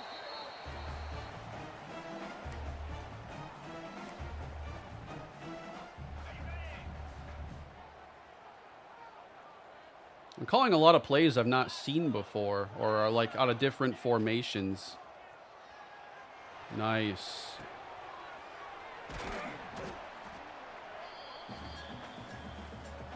All right, let's go to our shotgun stuff or something with Sammy.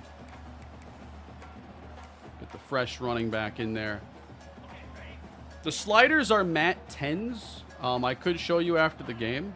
But if you want to look up the Matt 10 sliders, like his Twitter account should have them. Maybe on Operation Sports he has a post.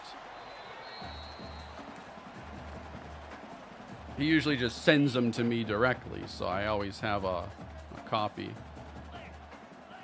3rd and 2. This is bad. I got to go for it.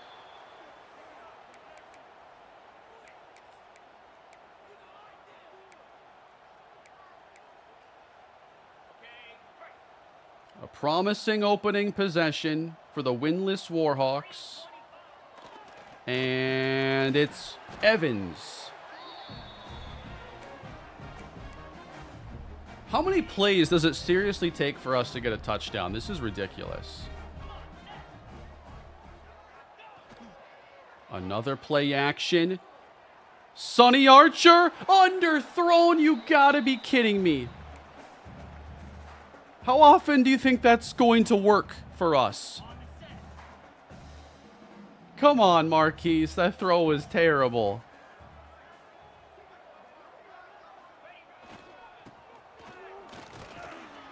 Tough running there, Eddie. Yeah, my muscle memory is definitely to just hold the right stick because, I don't know, it's not like the hit stick to me. I just hold it because I usually do at the end of contact.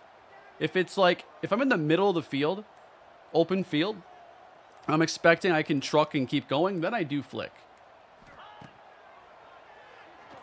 Flag down. Archer.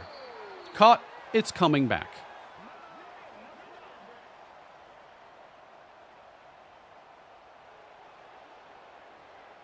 Kenny Barrett at right guard. That's supposed to be Medlock at right guard. They have him at left. I want to flip them.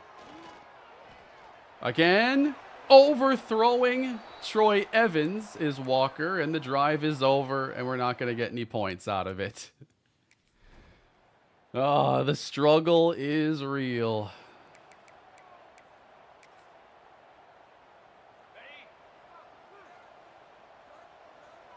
I appreciate that, Jalen. Hope you can catch the rest of the stream later if you want to see anything you might have missed or just enjoy listening to it now. That works too. We just gave up a 3rd and 8 sweep because they're too fast.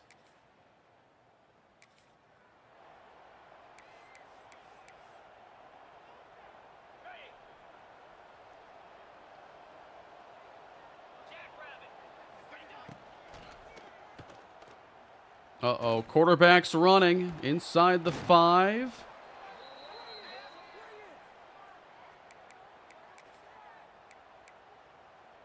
Think Byron can win tonight? I think he's going to definitely have some extra adrenaline and motivation for this, being that he's from Georgia. It's a bit of a homecoming, and he's having this, great season where he's finally staying healthy and playing at a high level. Nearly picked off by Marcus Calhoun.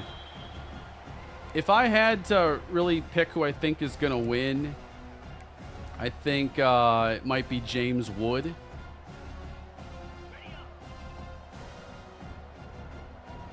Like, I always think about those guys who are just big and naturally strong and can probably handle going through like 3-4 rounds. Like some guys, like like if Mookie Betts was in the Derby. He did the Derby a couple years ago, right? Like, that's no good. Because it's multiple rounds, I feel like maybe a player who's in his 30s and a little bit smaller might not have the stamina to go the distance. Rooker, yeah, I really want to see Rooker have a good showing, too. I think he can make a deep run. Uh-oh. Nice tackle. It's still scoreless, by the way, after they missed that field goal.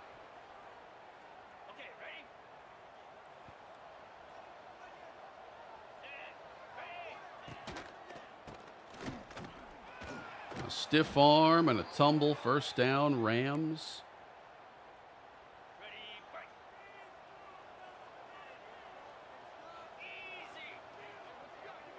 Are the All-American sliders good for Heisman, too?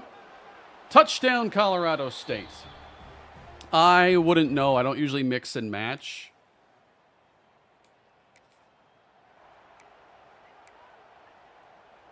You can always adjust things as you need to. Like, the slider set is not meant to be like, these are the exact values you need no matter what. It's just more or less a good base. And you can, you know, tweak things as you need to.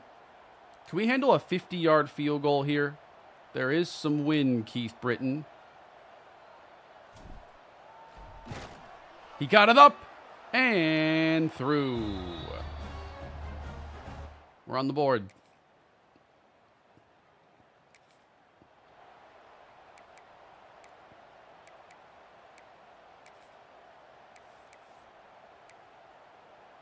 We're going to bring some pressure here, I think. Ah, they're spread out 5 wide.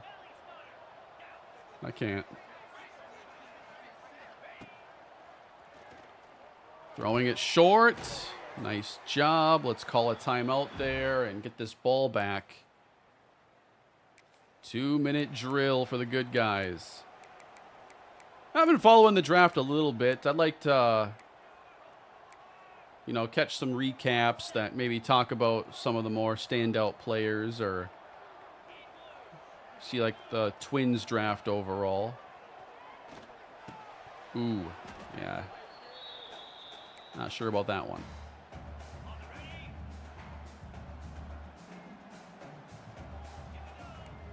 Are they going to bring pressure? Sure will. To the outside. Flag down, but it came out late. I don't think it's going to be a hold.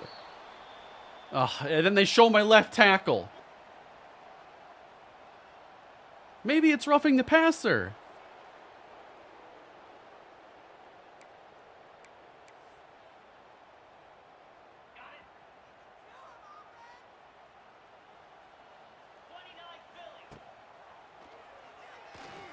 Archer's open.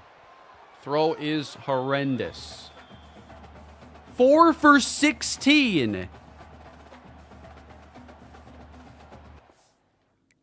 I think we got to see Austin Bradley a little bit. He's 4 for 16. He has missed so many throws in this game. Maybe he's not healthy. Yeah, replacing Delaware did take over their proximity to home, so I had to redo it, and I took over Utah State instead. So, oh my God, his feet are in cement. He can't even move.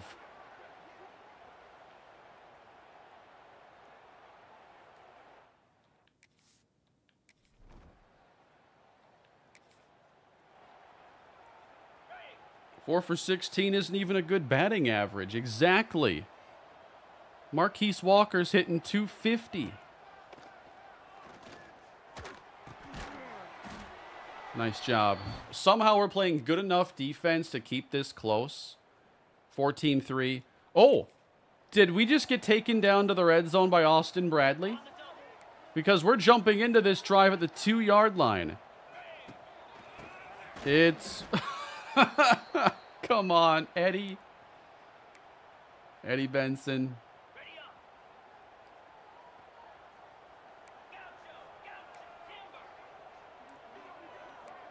Keep showing a lot of pressure here.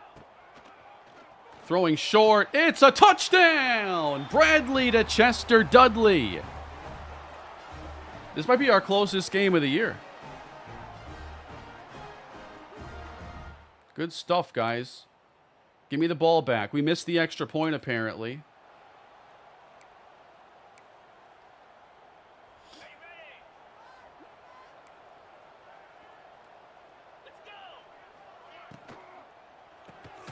Good tackle. Okay, ready? Here we go. So, did you guys watch this again? More Kalispell Stream Dynasty.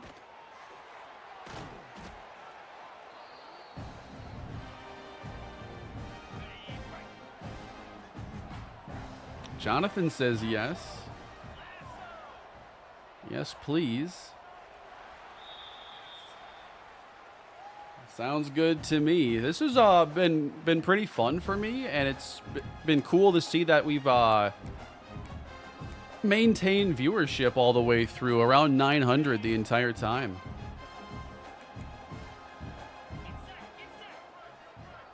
Kalispell stream once a week. Well, right now I'm looking at doing it more than once a week because I don't have another Dynasty started yet, but I'm going to look to do that soon. So, you know, we'll see how far we get, how fast these seasons go, but this is going to be a stream series for me to break out.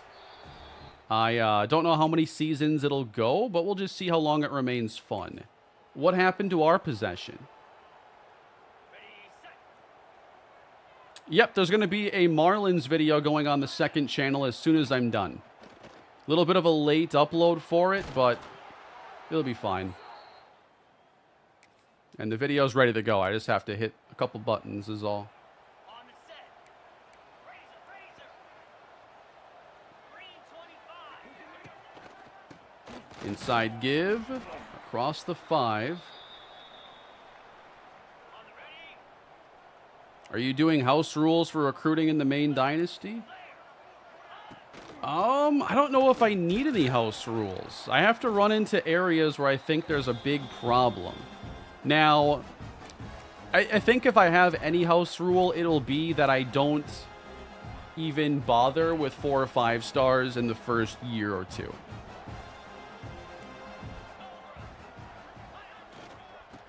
In the backfield, play made. So they're only extending the lead so much. The defense really has given us a good chance here. I don't want this moment. Do the next one.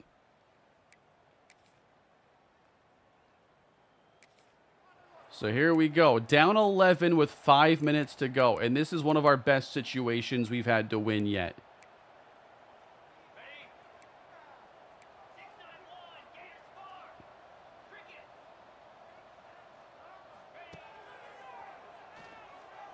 Brooks. He pulls it down. Keep it moving. Get me back in there. 3rd and 10 now at the 27. Austin Bradley has us in a little bit better rhythm now. Uh-oh. A couple of these balls have really scared me.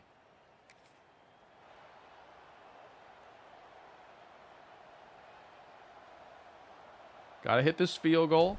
Ooh, that's going to be tough. Oh, I screwed up the accuracy. No good. 20-9.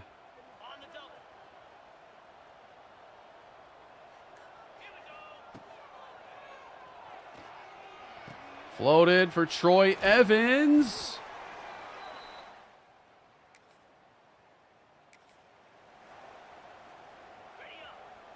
I have not been a good kicker these last few months. I had a little bit of good luck when I got some things figured out with Grassmanis, but my accuracy has been really spotty. 9 catches for Brooks. Wow. I just threw a pick. These linebackers are giving me some trouble at times, and that is going to be the game. 20-9. Still winless on the year as Kalispell goes down to the Rams of Colorado State.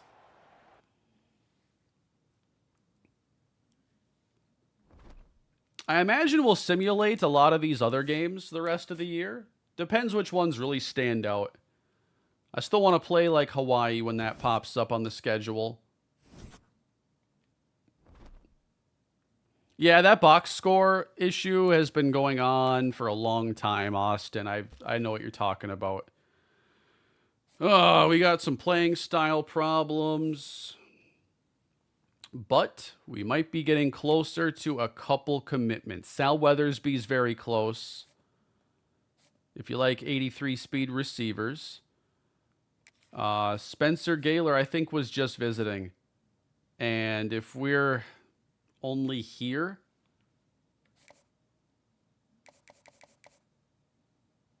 I think we lost. I think we got to take the points off. He's going to go to San Diego State probably. We did everything we could there, and we're going to lose.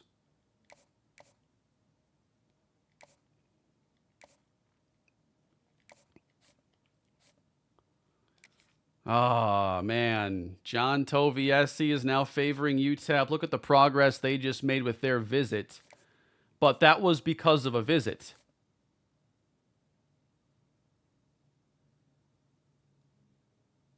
Is this one close?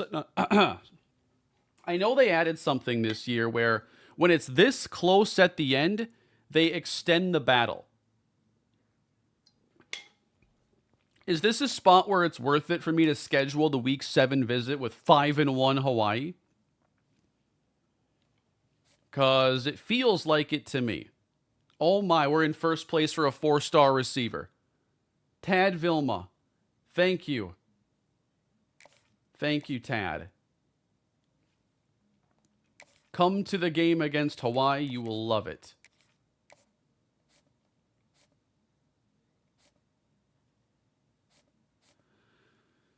Have I thought about bringing NFL 2K5 back to the channel? Not really. I don't think it would be a big draw for the channel.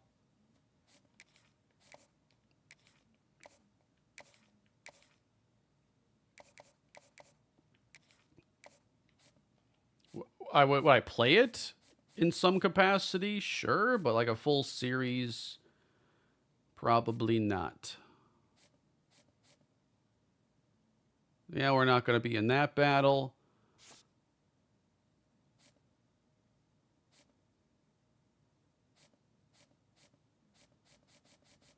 All right, the recruiting board is looking pretty rough. We might be able to get a couple new options, though, on the board. We've been dealing with the same, like, 25 players from the beginning. Are there any 3-star running backs we could look at? I didn't love my first options there.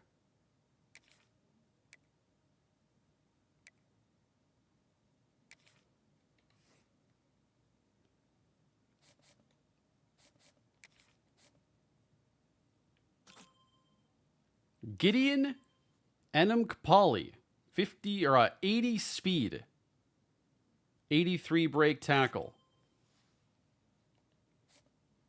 And then backfield threat Ron Spence, 84 speed. Yeah, there's definitely a lot of slower players, I feel, in this game.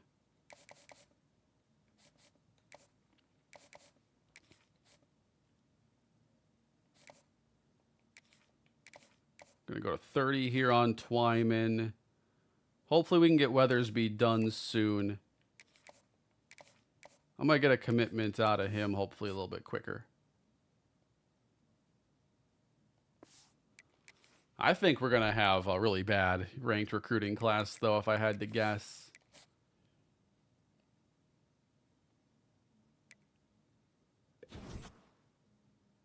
We just got locked out here.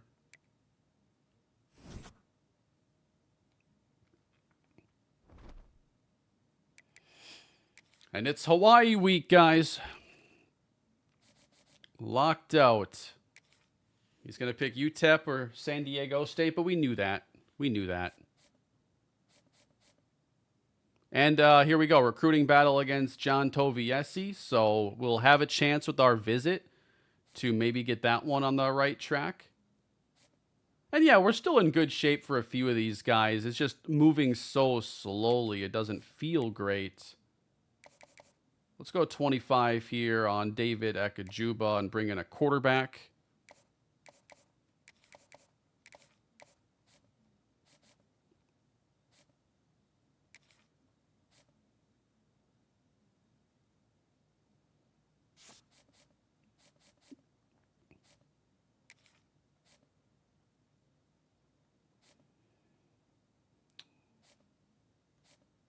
Let's see. I got a quarterback I like going after. I'm not really sold on the running backs, but also the ratings are just so different in this game. Spence is probably my favorite. He has catching and, you know, more speed acceleration. So I'm probably going to take off the other running backs.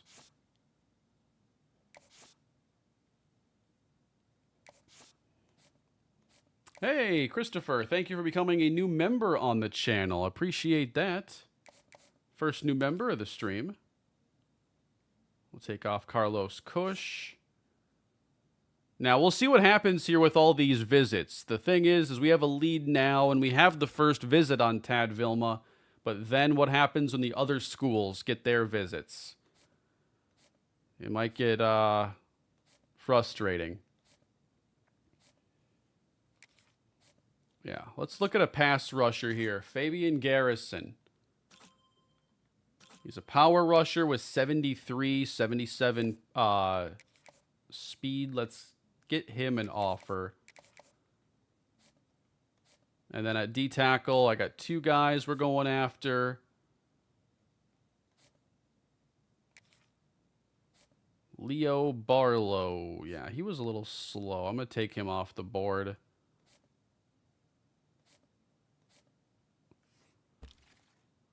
See if there's a linebacker I can add to the board.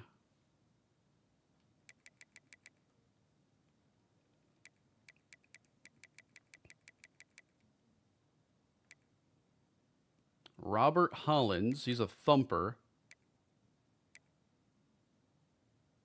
Let's scout Steve Butt, signal caller.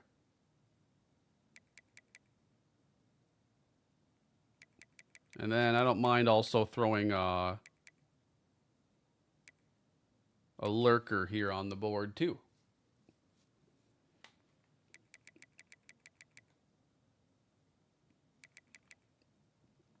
I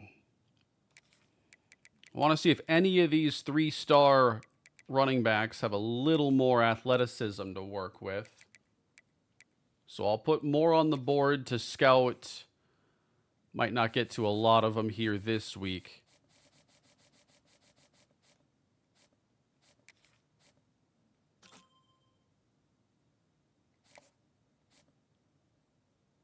'46th in the class. Let's just offer him a scholarship with our last fiver of the week. All right, Kalispell and Hawaii. Big rivalry matchup, everybody, and on paper, it might be a little bit more even than many of these. And we're going to give Marquise Walker a chance to bounce back and see if he has a better game. It's a big one.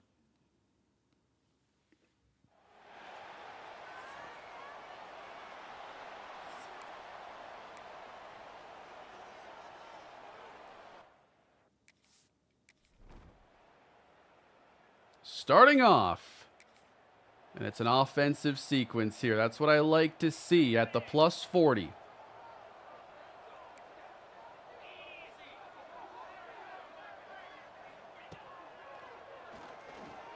And Walker's going to take off. And sometimes we need to have that scrambling option available. Now we have to kick a field goal. We're just getting started.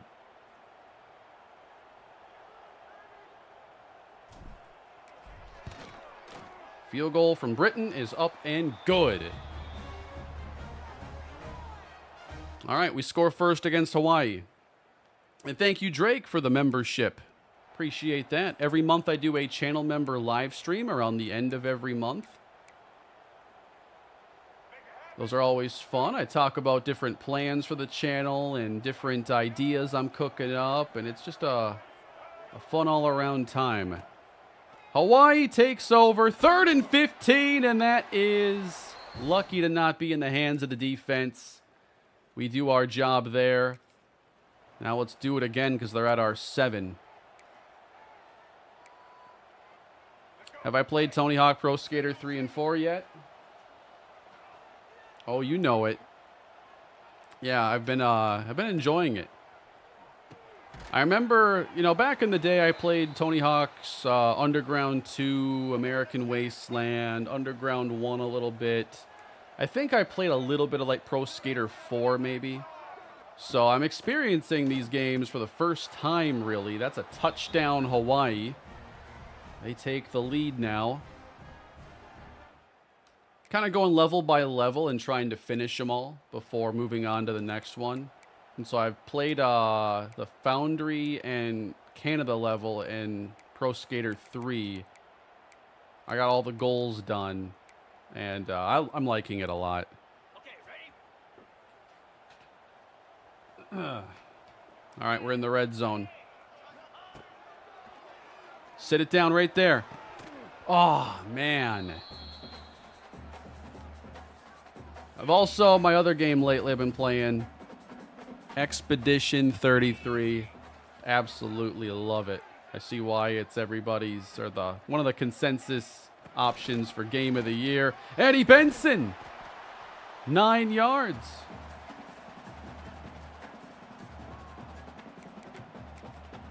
Why they have to drop Tony Hawk right when this game came out, though?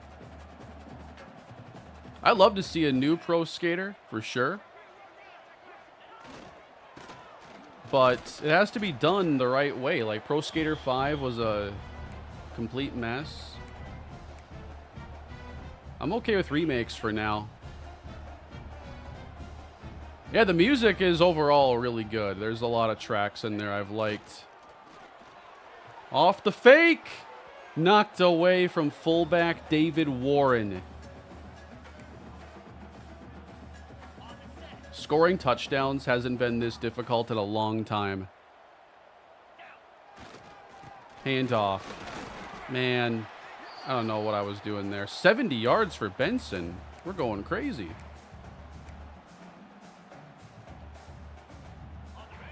I'm telling you, I've like never called this play. This might be the one time I'm willing to do it. All hitches. Touchdown! Tyler Adams from Marquise Walker. And the Warhawks are back in front. Yeah, I love the presentation additions in this game too. And just seeing your team builder graphics used that way, it's so cool.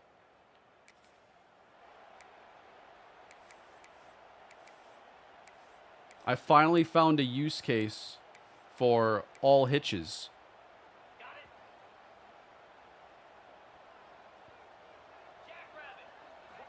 All right, this time, 3rd and 6, and yeah, did not work.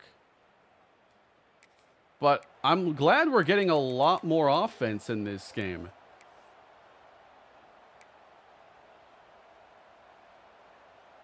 Let's switch it up here. Let's do like a jet touch pass to Sonny Archer. And this actually seems to be a decent little look. Taken to the right, get a block there. Sonny first down. Let me cook. I'm not done. I don't know why it didn't have me just continue that whole drive.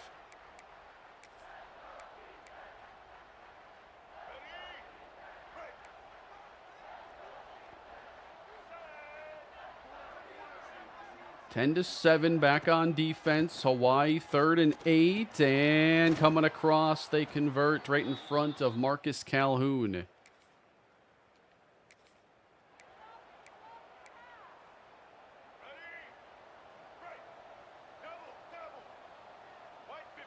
Yeah, the moments seem to be skipping a lot more. Like, the moments feel like it might have regressed from some past years.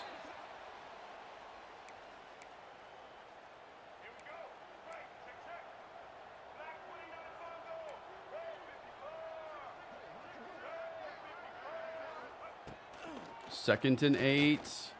Good coverage. Can't contain. Oh, he overthrew him. We just got so lucky. Huge break there, and we're going to need more. Let me do D-line sub, because we're gassed there. It's end of the drive. Got some new faces in there. Let's see if we can get after the quarterback now. Floated end zone and defended by Otis Frazier. All right, Hawaii with a chance to tie it. Another close game. I haven't really been calling a lot of stunts, no. Forgot I could make a bunch of changes there at the line. I might do that more on third downs. What do we got? Field goal.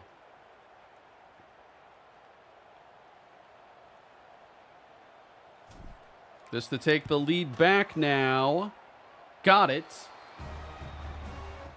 Yeah, give me some more moments.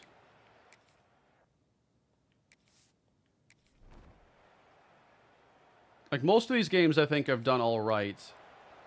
13-10, they're at our 9.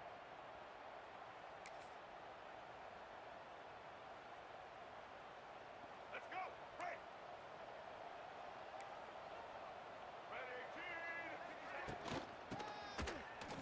Uh-oh, a good run. Nice tackle, though. So what's the easiest way to add a stunt to a run?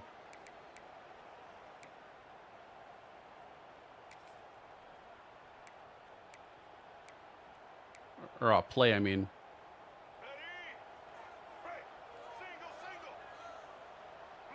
D-line. Stunts. Okay. Be nicer if I had some play art, though, obviously. A Hawaii touchdown. They score. Another lead change. And we're in the 4th. And they got the ball again.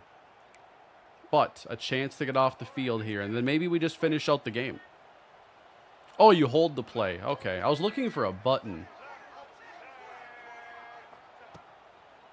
On third down. Short of the sticks. And then we give it up. That's bad.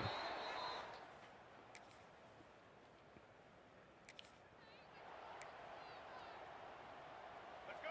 Right. Single. Third and 5. Coming after the quarterback. He just floats it up desperately. You gotta be kidding me. He just caught that ball.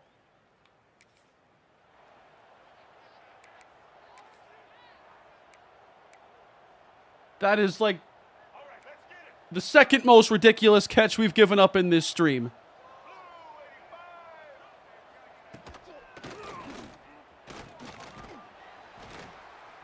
If we can keep them from scoring a touchdown here, maybe we play the rest of the game and see if we can win this. Pressure. Get him. He lost it. Get on the ball. No. Second sack. Brock Schultz.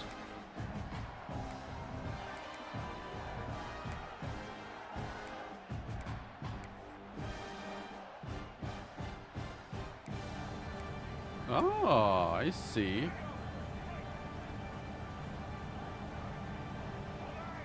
Third and 13. Hawaii trying to get to the end zone as the quarterback takes off and won't get there. It's 4th and 1. Close enough to go for it. I think you still got to protect against the run.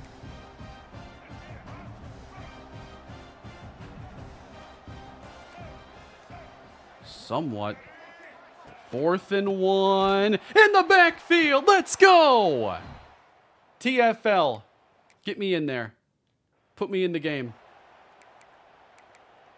17-13. They thought they were close enough, guys. They thought they could get it.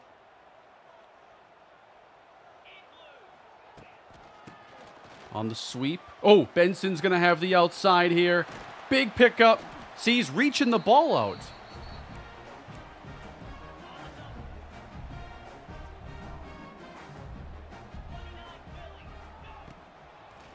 Quick throw. Ah, they're all over that.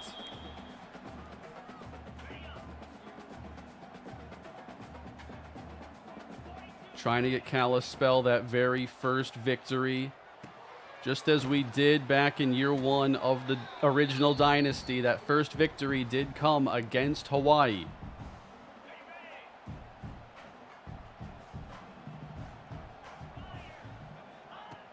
They back out. We'll go over the middle. Oh, they cross paths.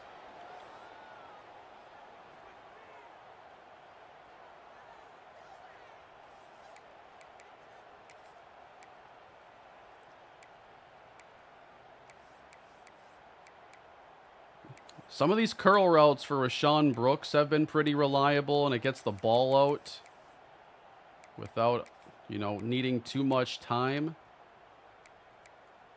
But I can't find one right now, and I am okay with this play too. 4th and 7. Not biting. It didn't snap it.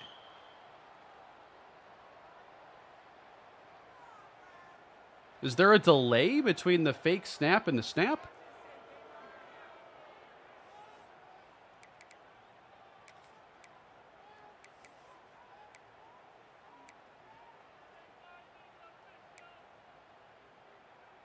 Oh. That is an issue. All right.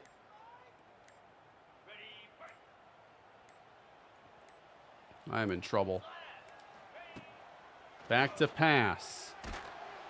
Just can't go anywhere. Gonna have to get a stop here again.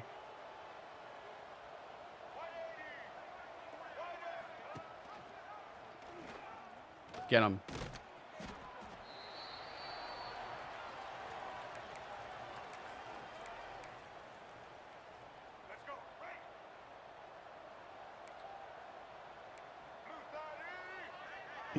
What's wrong with custom playbooks? He sits it down. And this is, again, probably close enough to where they're thinking they have 4-down territory. I'm hoping to start my full dynasty later in the week, if it's ready. Direct snap to the running back. Outruns the edge easily and scores.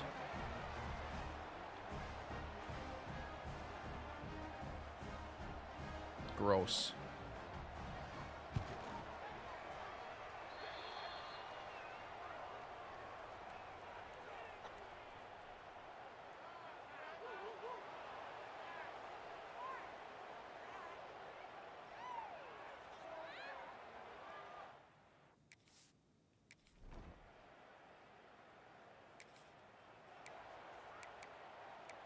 I guess we have a chance to make it a little bit closer here.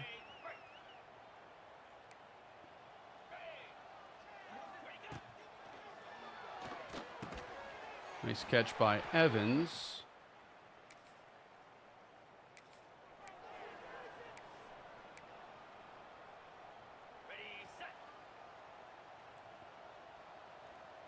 So looks like it'll be a closer finish, but another missed opportunity, and the flag is down. Is that another hold?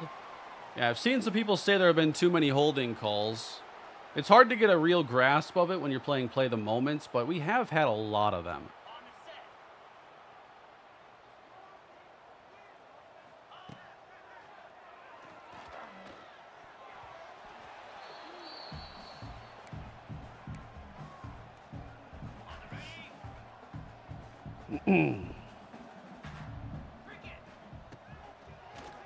Back of the end zone. Archer. Incomplete.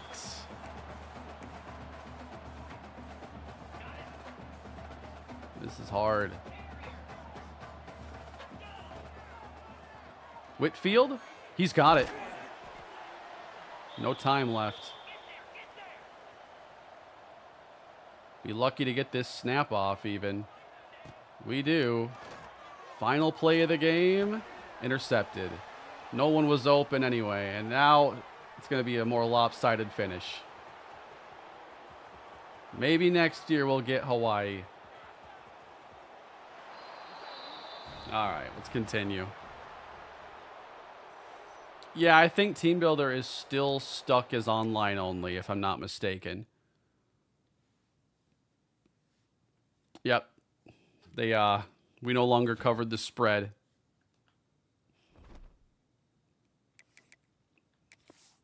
What's another touchdown?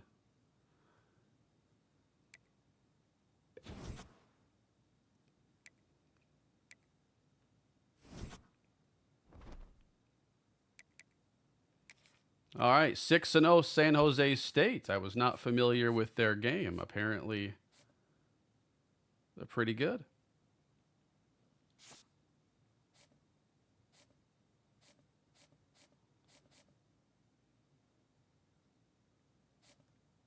Now let's get Garrison more of our 40-point focus. I do want an edge rusher.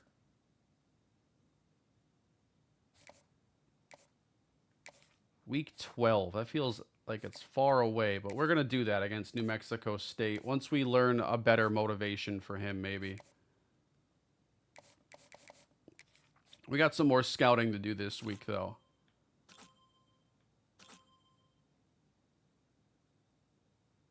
.72 coverage. He's not fast, but he can tackle. Steve Butt, I think, will get 15 points here.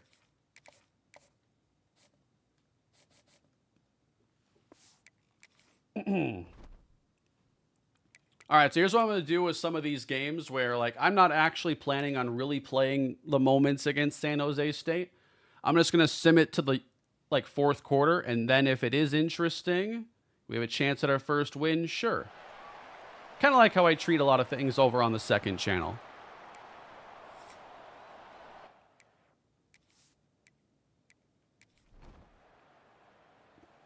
So we got the Spartans going up early.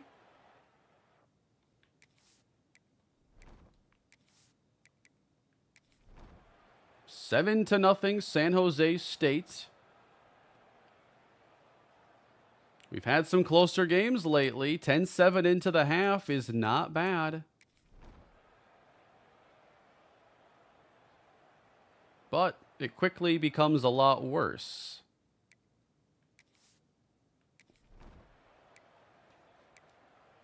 We just scored 26-21. Well, I guess we'll jump into the game.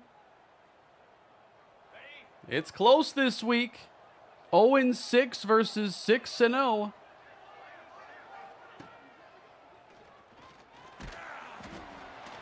Get destroyed. All right, so let's see next time we get the football.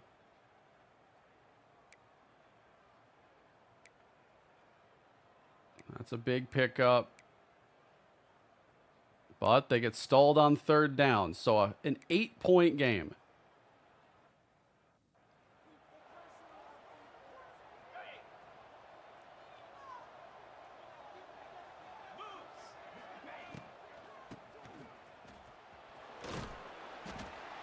Sammy Hawthorne, a gain of 5 on the ground.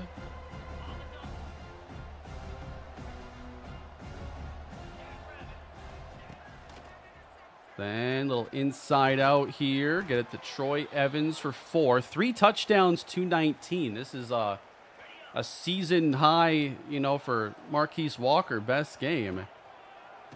3rd and 1, and that's even blocked well. How about that?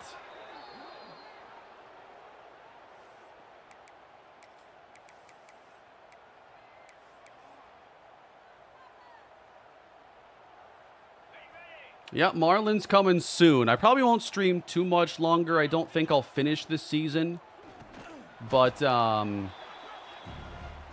be able to come back, finish the year, and do an off season, get us into the next one.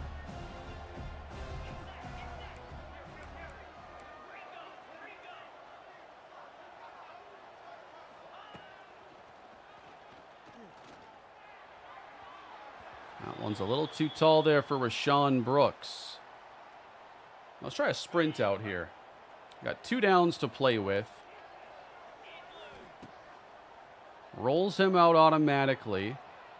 And caught! Rashawn Brooks. You can count on him. I'll see if I can stream again tomorrow. It'll be fun to create some momentum here and get this team starting to move forward a bit.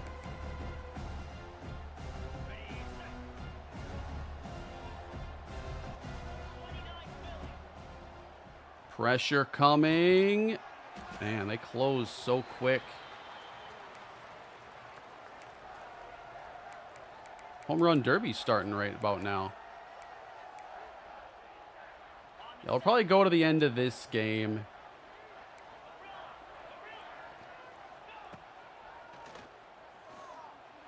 There we go.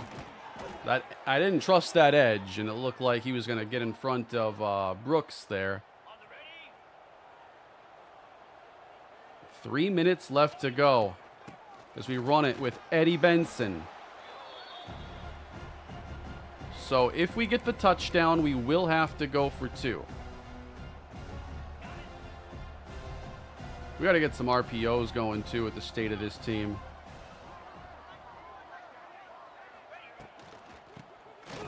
And they had an extra defender over on that side, too. I didn't like it.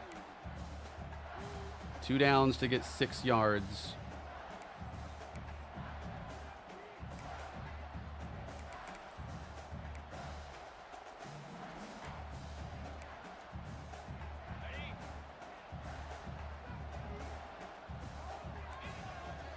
Oh, we hit the warning. I like this one.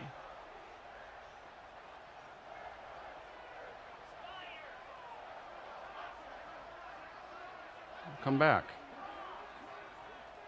I wanted you to just go on the other side.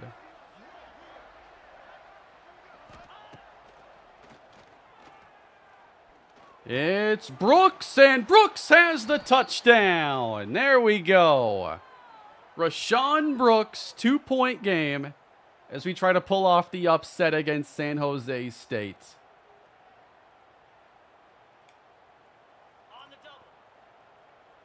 Brooks is out to the left, Archer on the right. Let's make his route a little bit faster here. Do you have the...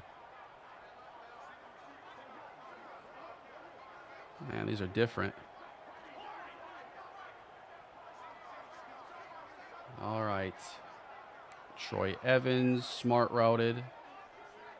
Let's make this a slant. We're just changing the play at this point. Here we go! Knocked away from Sonny Archer. Unbelievable.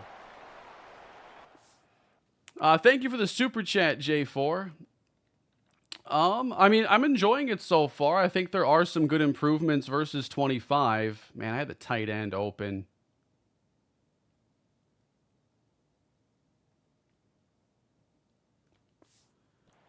So we're going to have to get the ball back. We'll kick it deep this time, play some defense, hopefully. We were going to have to score again to win anyway. Yeah, I think there are some good improvements from this off of 25. You know, I'm liking like the CPU strategy, seeing them back off their defensive backs at the end of the first half felt really nice. Some play calling things have been good. You know, the addition of like stunts. The presentation feels better. Like, I do think that overall the game is a good step up from 25. There might be a couple issues that stink in the short term.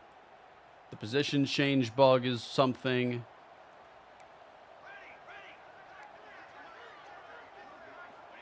I've seen some more bugs with like not being able to snap the ball. I've seen a couple clips floating around about that. All right, 3rd and 7, guys.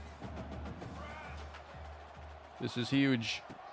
Stick with the run. No!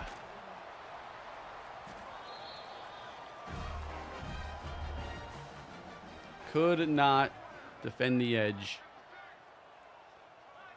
San Jose State's going to walk out of here 29-27. Can you automate the player you're controlling now? I mean, I haven't tried on defense, but I doubt it. It's been years now since it actually did that.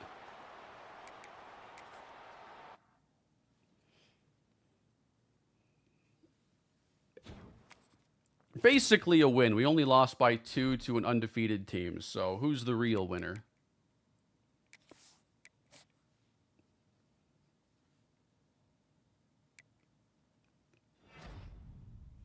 Hey, we got our first commitment. Wide receiver Sal Weathersby has joined the Kalispell Warhawks. We were the only team that offered to him, but forget about that part.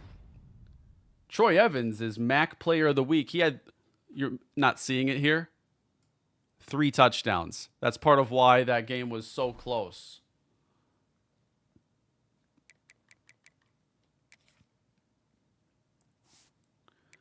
So Marquise Walker, 8 touchdowns to 10 picks. It's been a struggle.